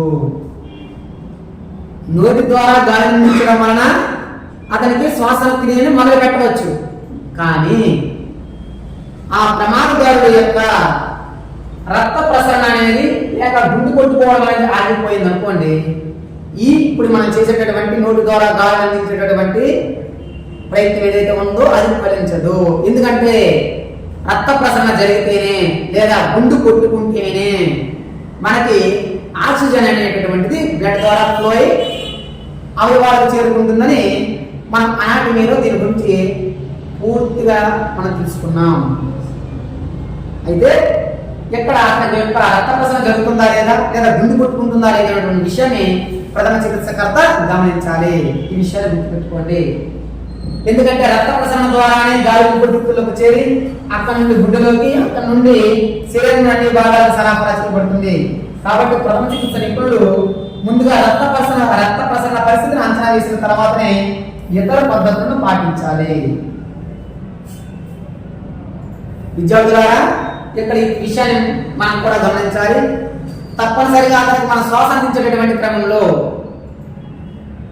అతనికి రక్త ప్రసరణ అంటే గుండు కొట్టుకోవడం అనేటటువంటి జరుగుతుందా లేదా అనేటటువంటి విషయాన్ని మనం గమనించాలి. జరగట్లేదు అనుకోండి, గుండు కొట్టుకోవడం అనేది జరగట్లేదు, అతని రక్త ప్రసరణ అనేది అవ్వట్లేదు అని మీకు అనిపిస్తే వెంటనే మనం ఏం చేయాలంటే అతనికి నోటి ద్వారా గాలి అందించడం కానీ లేదా గుండెపై ఒత్తిడి కలగజేయడం కానీ చేయాలి. నోటి ద్వారా గాలి అందించడం కానీ లేదా గుండె పైన ఒత్తిడి కలిగించడం కానీ చేయాలి. గుండెపై ఒత్తిడి కలిగించడం అంటే సిపిఆర్ చేయాలి. లేదా ఏమైనా దగ్గరలో వెంటిలేషన్కి సంబంధించి అంటే కృత్రిమ శ్వాసకు సంబంధించిన పరికరాలు ఏమైనా ఉన్నాయా అనేటటువంటి విషయాన్ని కూడా ప్రథమ చికిత్సకర్త గమనించాలి. అందుకోసం మనం మొదట్లో చెప్పాం, అక్కడ ఉండేటటువంటి ప్రాంతాన్ని పరిశీలన చేయాలి. ఆ ప్రాంతాన్ని పరిశీలన చేస్తేనే మనకి ఈ విషయాలన్నీ కూడా బాధపడతాయండి. ఎందుకంటే అక్కడ వెంటిలేషన్ సంబంధించిన పరికరాలు ఉండవచ్చు. మనం వాటిని ఉపయోగించుకుంటే ఆ ప్రమాదకారుని కాపాడేటటువంటి అవకాశం ఉంది. కాబట్టి ఆ వెంటిలేషన్ సంబంధించిన అంటే వెంటిలేషన్ అంటే అక్కడ కృత్రిమ శ్వాసకు సంబంధించినటువంటి పరికరాన్ని మనం ఉపయోగించుకోవాలి. నెక్స్ట్, అలాంటి సమయంలో తక్షణ అవసరం కోసం ఇతర పరికరాలు ఏమైనా అందుబాటులో ఉన్నాయో పరిశీలన చేయాలి. అలాగే జీవన గమనానికి రక్త ప్రసరణ అవసరం. శరీరంలోని ఇతర భాగాలకు గుండె నుండి రక్త ప్రసరణ జరుగుతుంది. నాడి పట్టుకొని చూడడం ద్వారా శరీరంలో రక్త ప్రసరణ ఏ విధంగా ఉంది అనే విషయాన్ని ప్రథమ చికిత్సలో నిపుణులైన వారు గ్రహించగలుగుతారు. మిత్రులారా, ఇక్కడ మనం గమనించవలసినటువంటి విషయం ఏంటంటే ఇక్కడ రక్త ప్రసరణ అనేటువంటిది జరుగుతుందా లేదా అనేటటువంటి విషయం మనం ఏ విధంగా గమనించగలుగుతామని అంటే మన అందరం కూడా నేర్చుకున్నాం. నాడి కొట్టుకుంటుంది అంటే అక్కడ రక్త ప్రసరణ జరుగుతుంది అని అర్థం. ఎందుకంటే మనకి నాడి కొట్టుకున్నప్పుడే ఎప్పుడైతే మనకి అక్కడ దమన నుండి రక్త ప్రసరణ ఎప్పుడైతే జరుగుతుందో మనకి అప్పుడే నాడి కొట్టుకోవడం అనేది జరుగుతుంది. రక్త ప్రసరణ జరగట్లేదు అంటే అక్కడ నాడి కొట్టుకోవడం అనేది జరగదు. కాబట్టి నాడి కొట్టుకునేటటువంటి విధానం ఎలా తెలుసుకుంటామని అంటే మనము అనాటమీలో ఉండేటటువంటి అనాటమీలో మనం నేర్చుకున్నాం. ఎక్కడ సర్క్యులేషన్ సిస్టంలో మనం నేర్చుకున్నామండి. నాడి ఎక్కడ కొట్టుకుంటుంది? మన యొక్క మణికట్టు కింద భాగంలో మనము ఎడమ చేతి దగ్గర ఉండేటటువంటి ఈ దమనల దగ్గర కుడి చేతి పట్టుకొని గట్టిగా కానీ మనం మర్చి పట్టుకున్నాం అనుకోండి, ఎక్కడ నాడి కొట్టుకుంటుందా లేదా అనేటువంటి విషయాన్ని మనం గమనించవచ్చు. అదేవిధంగా విద్యార్థులు గమనిస్తున్నారా?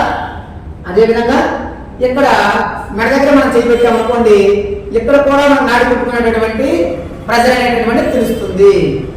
అలాగే మన కాళ్ళ దగ్గర కూడా మనం దీన్ని గమనించవచ్చు. కాబట్టి ప్రథమ చికిత్సకర్త ఎవరైతే ఉన్నారో వాళ్ళు రక్త ప్రసరణ జరుగుతుందా లేదా విషయాన్ని ఈ 3 దగ్గరలో కూడా మనము చేతులు పెట్టి నాడి కొట్టుకునేటటువంటి విషయాన్ని గమనించవచ్చు. కనుక ప్రథమ చికిత్సకర్త తప్పనిసరిగా దీనిలో శిక్షణ పొంది ఉండాలి.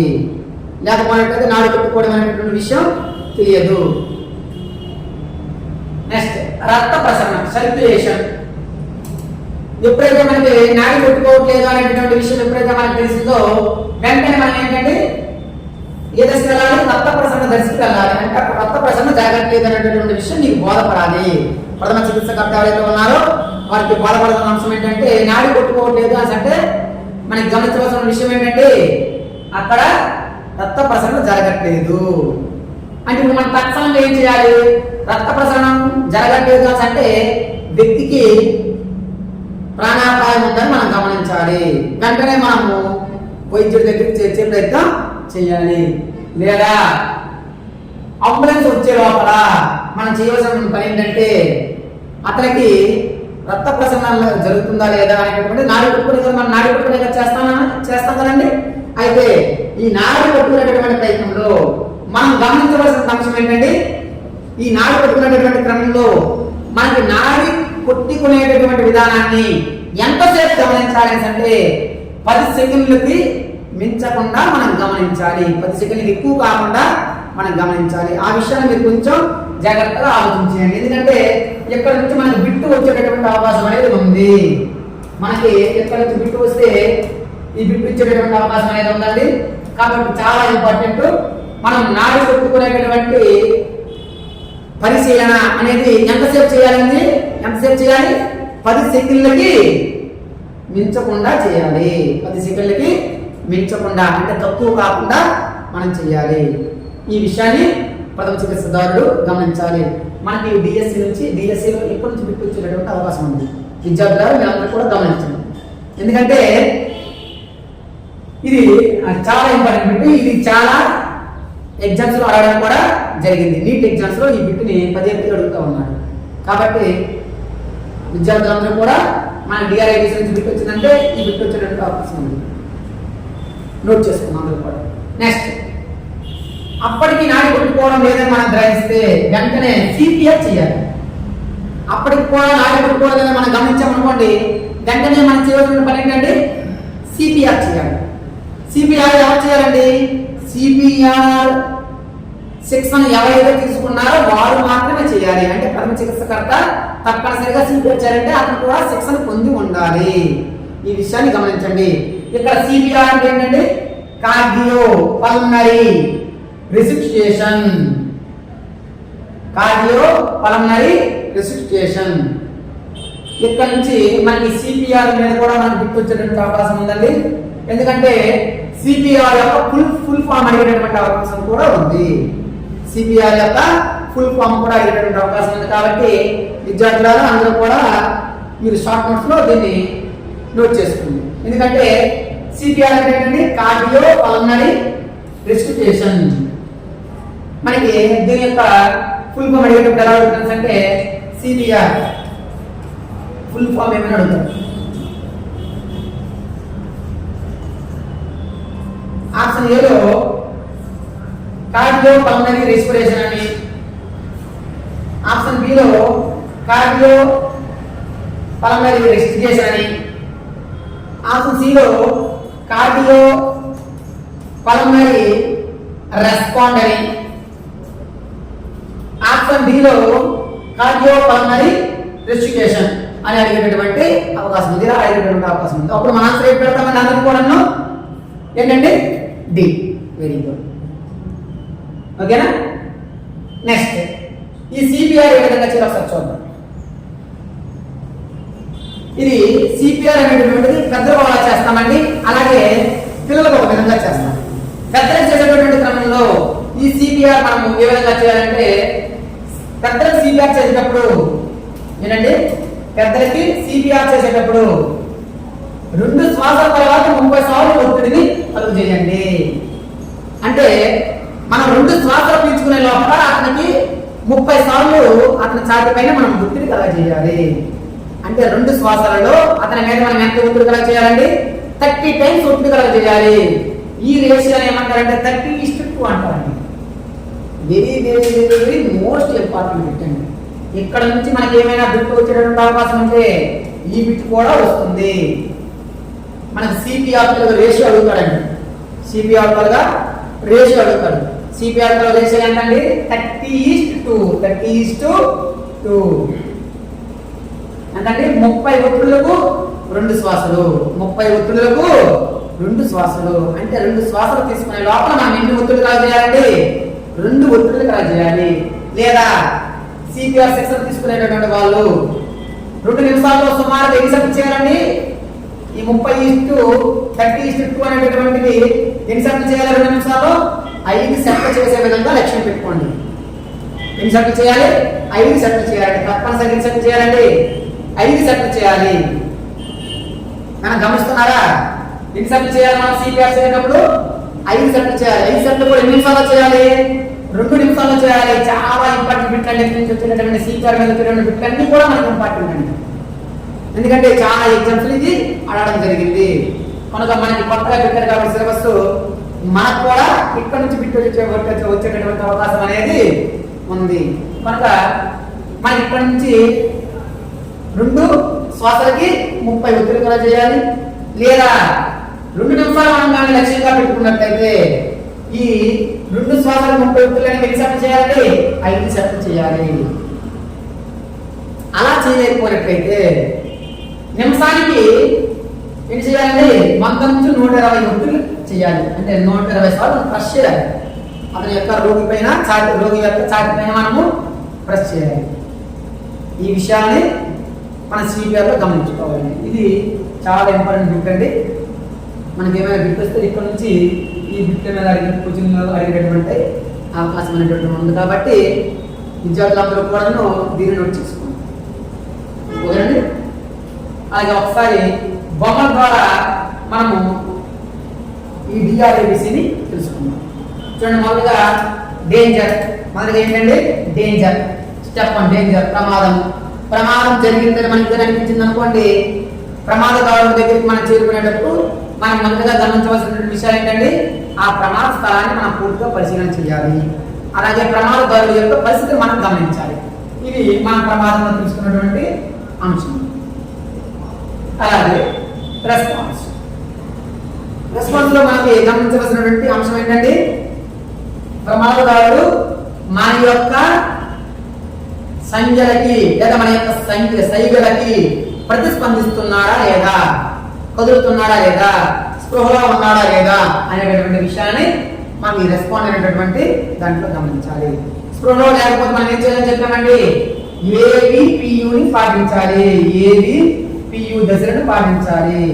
ఏ అంటే అలర్ట్, బి అంటే వాయిస్, పి అంటే ప్లేసు, బి అంటే అన్రెస్పాన్సివ్ స్పందించండి. ఈ దశలను మనము పూర్తి చేయాలి.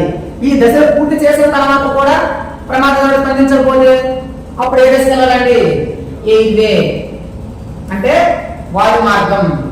అతను నోటిలో ఏమైనా, అతని యొక్క ప్రమాదం యొక్క నోట్లో ఏమైనా లేక అతని యొక్క వాయు మార్గానికి అడ్డంగా ఏమైనా ఉన్నాయా అనేటటువంటి విషయాన్ని గమనించి మనము అతని ముక్కులోను గొంతులోను అడ్డంగా ఉండేటటువంటి పరికరాలని లేదా వస్తువులని తీసివేయాలి.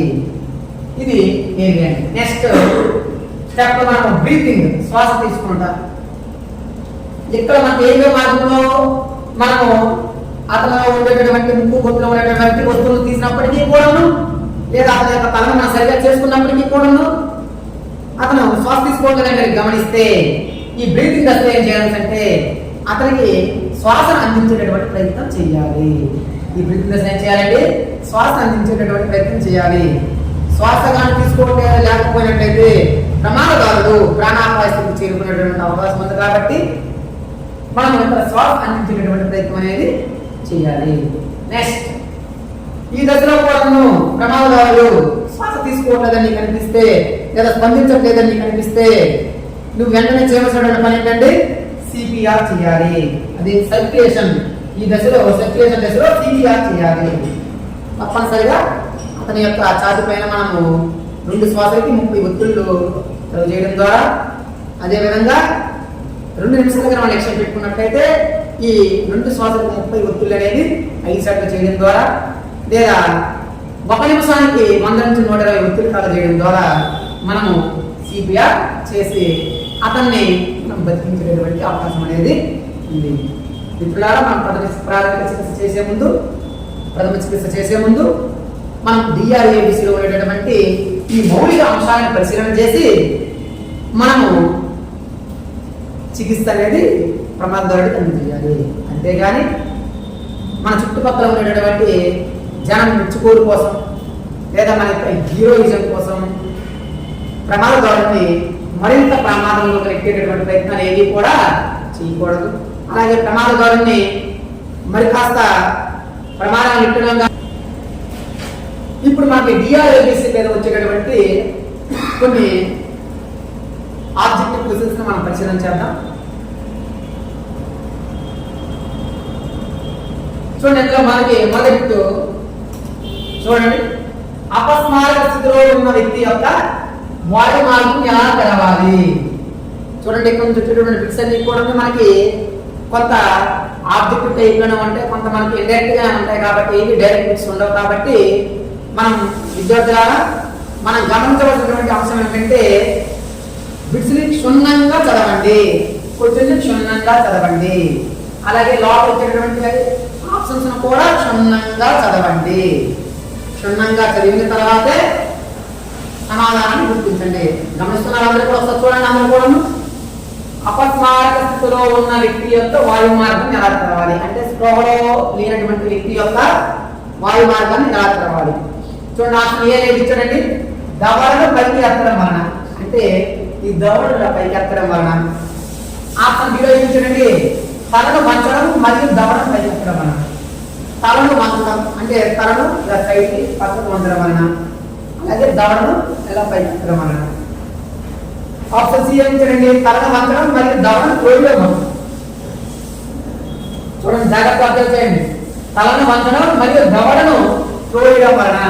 పైకి ఆప్షన్ అక్కడ ఉన్న జాగ్రత్తగా గమనించండి. ఆప్షన్ గుర్తుకు ఆన్సర్ చెప్పే ముందు కంగారు పడకండి, వినండి జాగ్రత్తగా. నెక్స్ట్ దవడని త్రోయడం వలన, దవడని త్రోయడం వలన.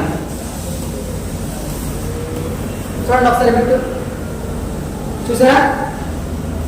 ఆన్సర్ చెప్పండి. ఏంటండి ఆన్సర్? ఏంటండి?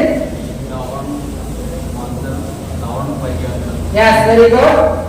తలను వంచడం మరియు దవడని పైకి ఎత్తడం. ఆన్సర్ ఏంటండి?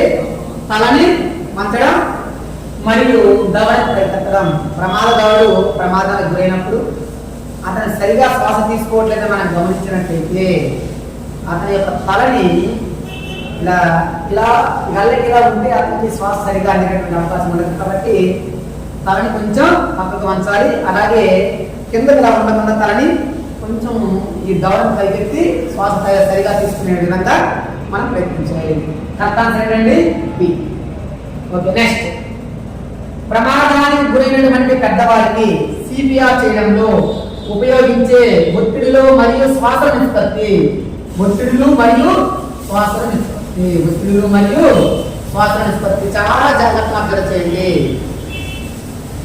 ప్రమాదానికి గురైన పెద్దవారికి సిపిఆర్ చేయడంలో ఒత్తిడులు మరియు శ్వాస నిష్పత్తి. ఒత్తిడులు మరియు శ్వాస నిష్పత్తి.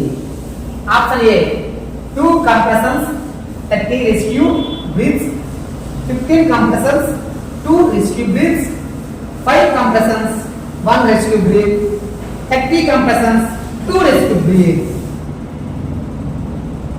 చెప్పండి, ఆన్సర్ చెప్పండి, జాగ్రత్తగా గమనించి చెప్పండి. ఎందుకంటే మనకి ఒకే రకంగా ఉండేటువంటి ఆప్షన్ అనేది ఇక్కడ మనకి ఏ మరియు బి కనిపిస్తా ఉన్నాయి. మీరు జాగ్రత్తగా అబ్జర్వ్ చేసే చెప్పండి, కంగారు పడకండి. Yes, very good. 30 compressions 2 rescue breaths. 30 compressions 2 rescue breaths. ఈ జాబ్ ద్వారా గమనించండి. రెండింటికి తేడా ఏంటి నేను అడగచ్చు. రెండింటికి తేడా ఏంటి మనం చూడండి ఒకసారి. ఏమడిగామండి? ఒత్తిడులు మరియు శ్వాస నిష్పత్తి. ఒత్తిడులు మరియు శ్వాస నిష్పత్తి. ఎన్ని ఒత్తిళ్ళు అండి? 30 ఒత్తిళ్ళు. ఒత్తిళ్ళు ముందు ఇచ్చాడు కదండి, అది మనం గమనించుకోవాలి. 30:2 శ్వాస అంటే 2. 30:2 ఇది దీని రేషియో. సిపిఆర్ యొక్క రేషియో ఏంటండి? 30:2 అంటే 30 ఒత్తిళ్ళకి 2 శ్వాసలు, 30 కంప్రెషన్స్ కి 2 రెస్క్యూ బ్రీత్స్. ఓకేనండి, ఇంకేం డౌట్ లేదు కదా. నెక్స్ట్ థర్డ్ క్వశ్చన్ వెళ్దాం. విద్యుత్ షాక్ తగిలినటువంటి వ్యక్తిని రక్షించడానికి క్రింది వానిలో మీ మొదటి చర్య ఏమిటి? మీ మొదటి చర్య ఏమిటి? చూడండి, విద్యుత్ షాక్ తగిలినటువంటి వ్యక్తిని రక్షించడానికి క్రింది వానిలో మీ మొదటి చర్య ఏమిటి అంటే మీరు జాగ్రత్తగా ఆప్షన్స్ ని గుర్తించాలి. గమనించండి ఒకసారి. శ్వాస తీసుకుంటున్నాడా లేదా నిర్ధారించాలి. ప్రమాదదారుడు శ్వాస తీసుకుంటున్నాడో లేదో నిర్ధారించుకోవడం. అలాగే కాలిన శరీర భాగాలను చల్లని నీటితో కడగడం. విద్యుత్ షాక్ కలిగినటువంటి వ్యక్తి యొక్క శరీర భాగాలు కాలినట్లయితే వాటిని చల్లని నీటితో కడగడం. లేదా ఆప్షన్ సి, విద్యుత్ షాక్ తగిలిన వ్యక్తి ఇంకా విద్యుత్ వనరులతో సంబంధం కలిగి ఉన్నాడా లేదా పరిశీలించాలి. విద్యుత్ షాక్ తగిలినటువంటి వ్యక్తికి ఇంకా విద్యుత్ పరికరాలు అనేది కనెక్ట్ అయి ఉన్నారా లేదా అనేటువంటి విషయాన్ని పరిశీలించాలి. ఏమండి? అదేవిధంగా అతని ప్రతిస్పందనను గుర్తించాలి. అతని యొక్క ప్రతిస్పందనను గుర్తించాలి. మొదటిగా మీరు చేయవలసిన చర్య ఏంటో ఒకసారి జాగ్రత్తగా అబ్జర్వ్ చేసి మీరు ఆన్సర్ చేయండి ఒకసారి. ఆప్షన్ సి ఏంటంటే ఆప్షన్ సి, విద్యుత్ షాక్ తగిలిన వ్యక్తి ఇంకా విద్యుత్ పరికరాలతో విద్యుత్ వనరులతో సంబంధం కలిగి ఉన్నాడా లేదనేటువంటి విషయాన్ని గమనించాలి. ఈ విషయాన్ని మనము డీలో నేర్చుకున్నామండి. డేంజర్లో నేర్చుకున్నాం. మనం నేర్చుకున్నాం. ప్రమాదం అనేటటువంటి దశలో మనం నేర్చుకున్నాం. ప్రమాదదారుని రక్షించేటటువంటి సమయంలో ప్రథమ చికిత్సకర్త మొదటగా అక్కడ ఉండేటటువంటి ప్రమాద స్థలాలను పరిశీలన చేయాలి. అలా పరిశీలన చేయకుండా ప్రమాదదారుల దగ్గరికి వెళ్ళినట్లయితే ప్రథమ చికిత్సకర్త కూడా అపాయానికి గురయ్యేటటువంటి అవకాశం ఉంది. ఇప్పుడు విద్యుత్ షాక్ కలిగినటువంటి వ్యక్తి యొక్క పరికరాలు అంటే విద్యుత్ షాక్ కలిగినటువంటి వ్యక్తి విద్యుత్ పరికరాలతో అటాచ్మెంట్ ఉన్నప్పుడు మనం ప్రథమ చికిత్స చేసామనుకోండి, మనకు కూడా షాక్ తగిలేటటువంటి అవకాశం అనేది ఉంది. మనకు ఫస్ట్ చేయవలసిన అంశం ఏంటంటే ఇది చూడాలి. విద్యుత్ షాక్ తగిలిన వ్యక్తి ఇంకో విద్యుత్ వనరులతో సంబంధం కలిగి ఉన్నాడా లేదా అనేటువంటి అంశాన్ని గమనించాలి. నెక్స్ట్ ఫోర్త్ వన్ చూడండి. ఫోర్త్ వన్, ప్రమాదం జరిగిన సమయంలో ప్రమాదదారుడు సాధారణంగా శ్వాస తీసుకుంటున్నాడో లేదో అని మీరు ఎంతసేపు పరిశీలన చేస్తారు? ప్రమాదం జరిగిన సమయంలో ప్రమాదదారుడు సాధారణంగా శ్వాస తీసుకుంటున్నాడా లేదా అనే విషయాన్ని మీరు ఎంతసేపు పరిశీలన చేస్తారు? చూడండి, మనకి ఇండైరెక్ట్ గా అడిగాడు. ఇండైరెక్ట్ గా అడిగాడు. మనకు డైరెక్ట్ గా క్వశ్చన్ అడిగితే మనకి ఎలా అడుగుతాడండి? ఇది నాడి కొట్టుకోవడాన్ని మీరు ఎంతసేపు పరిశీలన చేస్తారో అని అడుగుతారు. కానీ ఇక్కడ అడిగారు ప్రమాదం జరిగిన సమయంలో ప్రమాదదారుడు సాధారణంగా శ్వాస తీసుకుంటున్నాడు అనేది మీరు ఎంతసేపు పరిశీలన చేస్తారని అడిగారు. కాబట్టి ఇటువంటి క్వశ్చన్స్ మనకి ఎగ్జామ్ పాయింట్ ఆఫ్ వ్యూ వచ్చి అడిగేటటువంటి అవకాశం ఉంది. కాబట్టి మీరు ప్రశ్నను అర్థం చేసుకోవడం అనేది ఇక్కడ మౌలికమైనటువంటి అంశం. ప్రశ్నను అర్థం చేసుకోలేకపోతే క్వశ్చన్కి ఆన్సర్ను పెట్టేటటువంటి సమయంలో తప్పుడు ఆన్సర్ పెట్టే అవకాశం ఉంది. కాబట్టి క్వశ్చన్ అర్థం చేసుకోవాలంటే ఇప్పుడు ఆన్సర్ చూడండి. 10 సెకండ్ల కంటే ఎక్కువసేపు కాకుండా 10 సెకండ్ల కంటే ఎక్కువసేపు కాకుండా కనీసం 10 సెకండ్లు చూడండి. అన్ని రిలేటెడ్గా ఉన్నాయి, దగ్గరగా ఉన్నాయి. సుమారు 10 సెకండ్లు, సుమారుగా 10 సెకండ్లు, 10 సెకండ్ల కంటే తక్కువ, 10 సెకండ్ల కంటే తక్కువ, 10 సెకండ్ల కంటే తక్కువ. ఇప్పుడు చూడండి అన్ని 10 సెకండ్స్ కనిపిస్తూ ఉన్నాయి. ఇప్పుడు మీరు కరెక్ట్ ఆన్సర్ చూస్ చేసుకోవాలి. చాలా జాగ్రత్తగా ఇటువంటి ఆన్సర్ని మనం పెట్టాలి. ఎందుకంటే ఎగ్జామ్ పాయింట్ ఆఫ్ వ్యూలో ఇటువంటి బిట్సే వస్తాయి. ఒక్క మార్కు పోయినా సరే మన యొక్క కళ చెదిరిపోతుంది.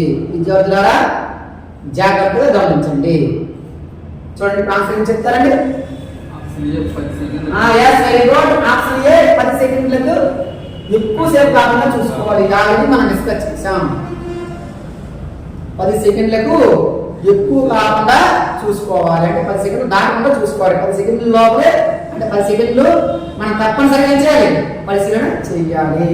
ఇప్పుడు ఇవన్నీ కూడా ఆన్సర్ కదండి. కనీసం 10 సెకండ్లు అయితే అయ్యుండొచ్చు, లేకపోతే 10 సెకండ్లు అయ్యుండొచ్చు, లేకపోతే లేదు. లేదా సుమారు 10 సెకండ్లు, సుమారు అంటే అయితే అయ్యుండొచ్చు, లేకపోతే లేదు. 10 సెకండ్ల కంటే తప్ప ఇది ఆన్సరే కాదు. ఏమండి గమనిస్తున్నారా?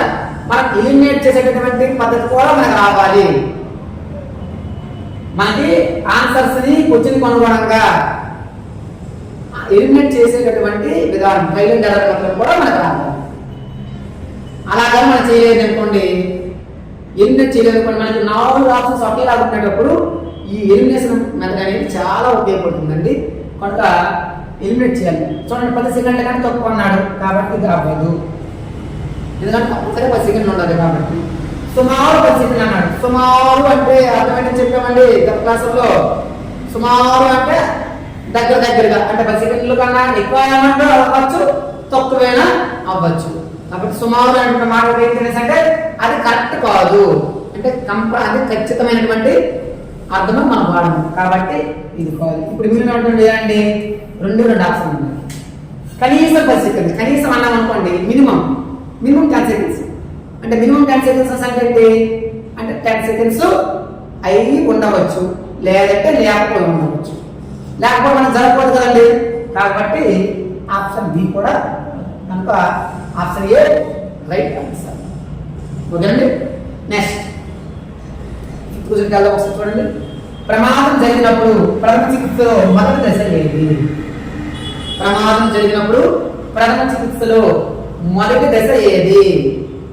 చూడండి, గాయానికి ఒత్తిడి కలిగించడం. మీరు చాలా జాగ్రత్తగా ఆప్షన్స్ ఎన్నుకోవాలి, ఎందుకంటే అన్ని ఆప్షన్స్ ఒకేలా ఉంటాయి కాబట్టి. గాయానికి ఒత్తిడి కలిగించడం, అలాగే గాయపడిన వ్యక్తిని పైకి ఎత్తడం, నొప్పి మందులు ఇవ్వడం.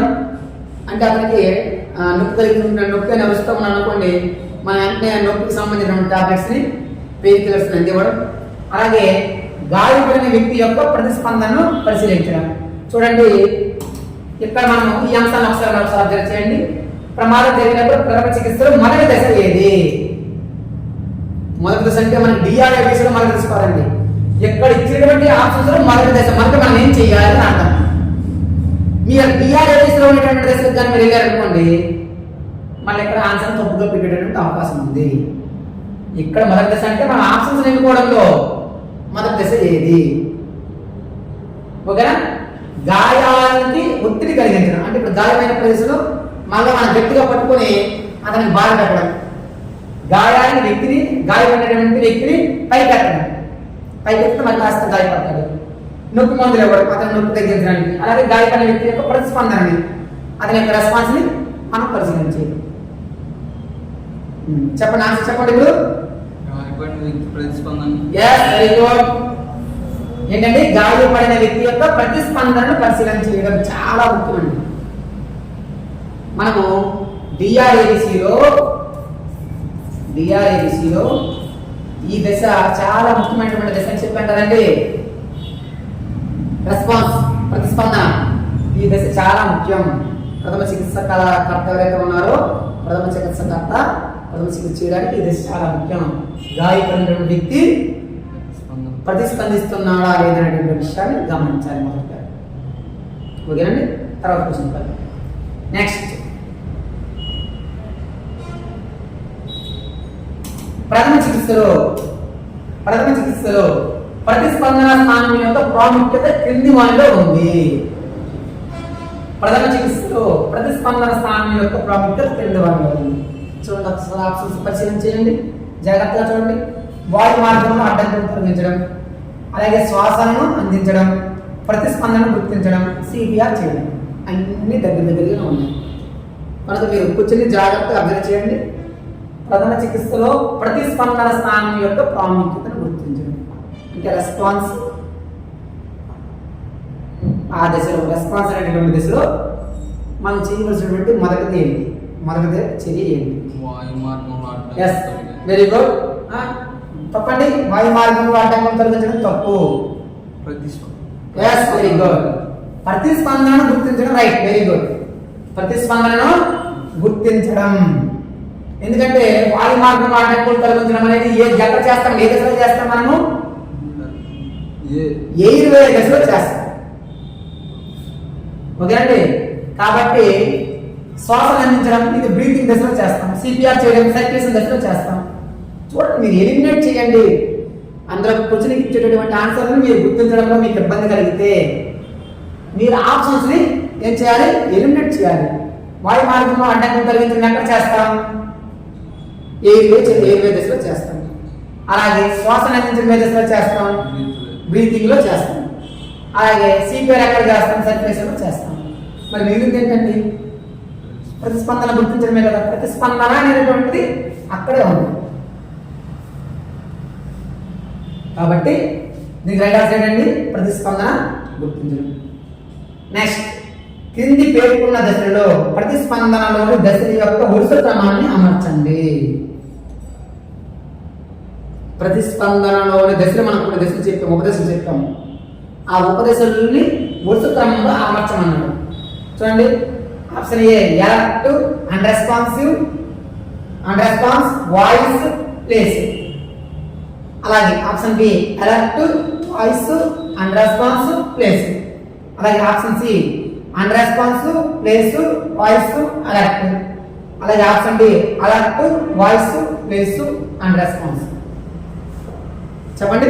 Option D alert. yes, very good. Option D alert, voice, place, and response. అంతే కదండి? Very good. అంటే ఏవి పి, అందులో ఉన్న ఉద్దేశం ఏంటండి? ఏవి పి. ఈ దశలని మనము ఈ దశల ద్వారా మనం ఏం చేయాలంటే మనము ఇందులో ఉండేటటువంటి ఆప్షన్ ని ఎన్నుకోవాలి. విద్యార్థులందరికీ అర్థమైంది అనుకుంటాను. ఇప్పుడు వరకు చెప్పినటువంటి డిఆర్ఏబిసిలో ఉండేటటువంటి క్రమాంతా కూడా ఇందులో వచ్చేటటువంటి బిట్స్ ఏ విధంగా వస్తాయో కూడా మనం పరిశీలన చేసాం. నెక్స్ట్ సెషన్ లో మనం డ్రోయింగ్ సంబంధించినటువంటి ప్రథమ చికిత్స గురించి మనం మాట్లాడాలి. అదేవిధంగా మీకు ఏమైనా సరే క్లాసెస్ సంబంధించినటువంటి డౌట్స్ ఏమైనా ఉంటే యూట్యూబ్ లింక్ ఇస్తాం. యూట్యూబ్ లింక్లో మీరు మా ఛానల్ సబ్స్క్రైబ్ చేసుకోండి. మీకు ఏమైనా సరే డౌట్స్ ఉంటే దానికి సంబంధించినటువంటి అన్ని కూడాను ఆ కామెంట్స్లో మీరు రిపోర్ట్ చేయండి.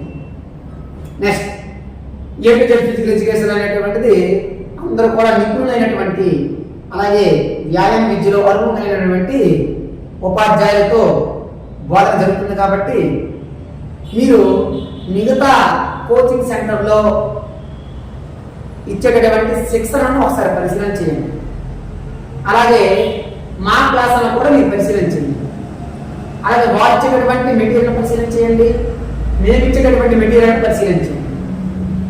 పరిశీలన చేసి విద్యార్థులందరూ కూడా గమనించవలసినటువంటి విషయం ఏంటంటే మీరందరూ కూడా తెలివైన వాళ్ళు. ఇది చాలా కీలకమైనటువంటి దశ. ఈ దశలో మీరు ఎంత తెలివిగా వ్యవహరిస్తే జాబ్ కొట్టేటటువంటి అవకాశాలు పెరిగే అవకాశం ఉంది. కాబట్టి మీరు ముందు శిక్షణ సంస్థలను సెలెక్ట్ చేసుకునేటప్పుడు, కోచింగ్ సెంటర్ని సెలెక్ట్ చేసుకునేటప్పుడు చాలా జాగ్రత్తగా వ్యవహరించండి. మీరు తప్పుడు శిక్షణ సంస్థలు కనుక మీరు ఎంచుకున్నారనుకోండి, అక్కడ వాళ్ళు సరిగా మెటీరియల్ అందించకపోయినా సరే, సరిగా క్లాసెస్ చెప్పకపోయినా సరే, సరిగా మీకు ఎగ్జామ్స్ కండక్ట్ చేయకపోయినా సరే, మీరు మీ యొక్క ర్యాంక్ను కోల్పోయేటటువంటి అవకాశం ఉంది, ఉద్యోగాన్ని కోల్పోయేటటువంటి పరిస్థితి కూడా ఉంది. ఎందుకంటే ఇప్పుడు ఉన్నటువంటి ప్రభుత్వాల పరిస్థితిగా మనం చూసినట్లయితే 5 సంవత్సరాలకు ఒకసారి డిఎస్సి వేసాడండి.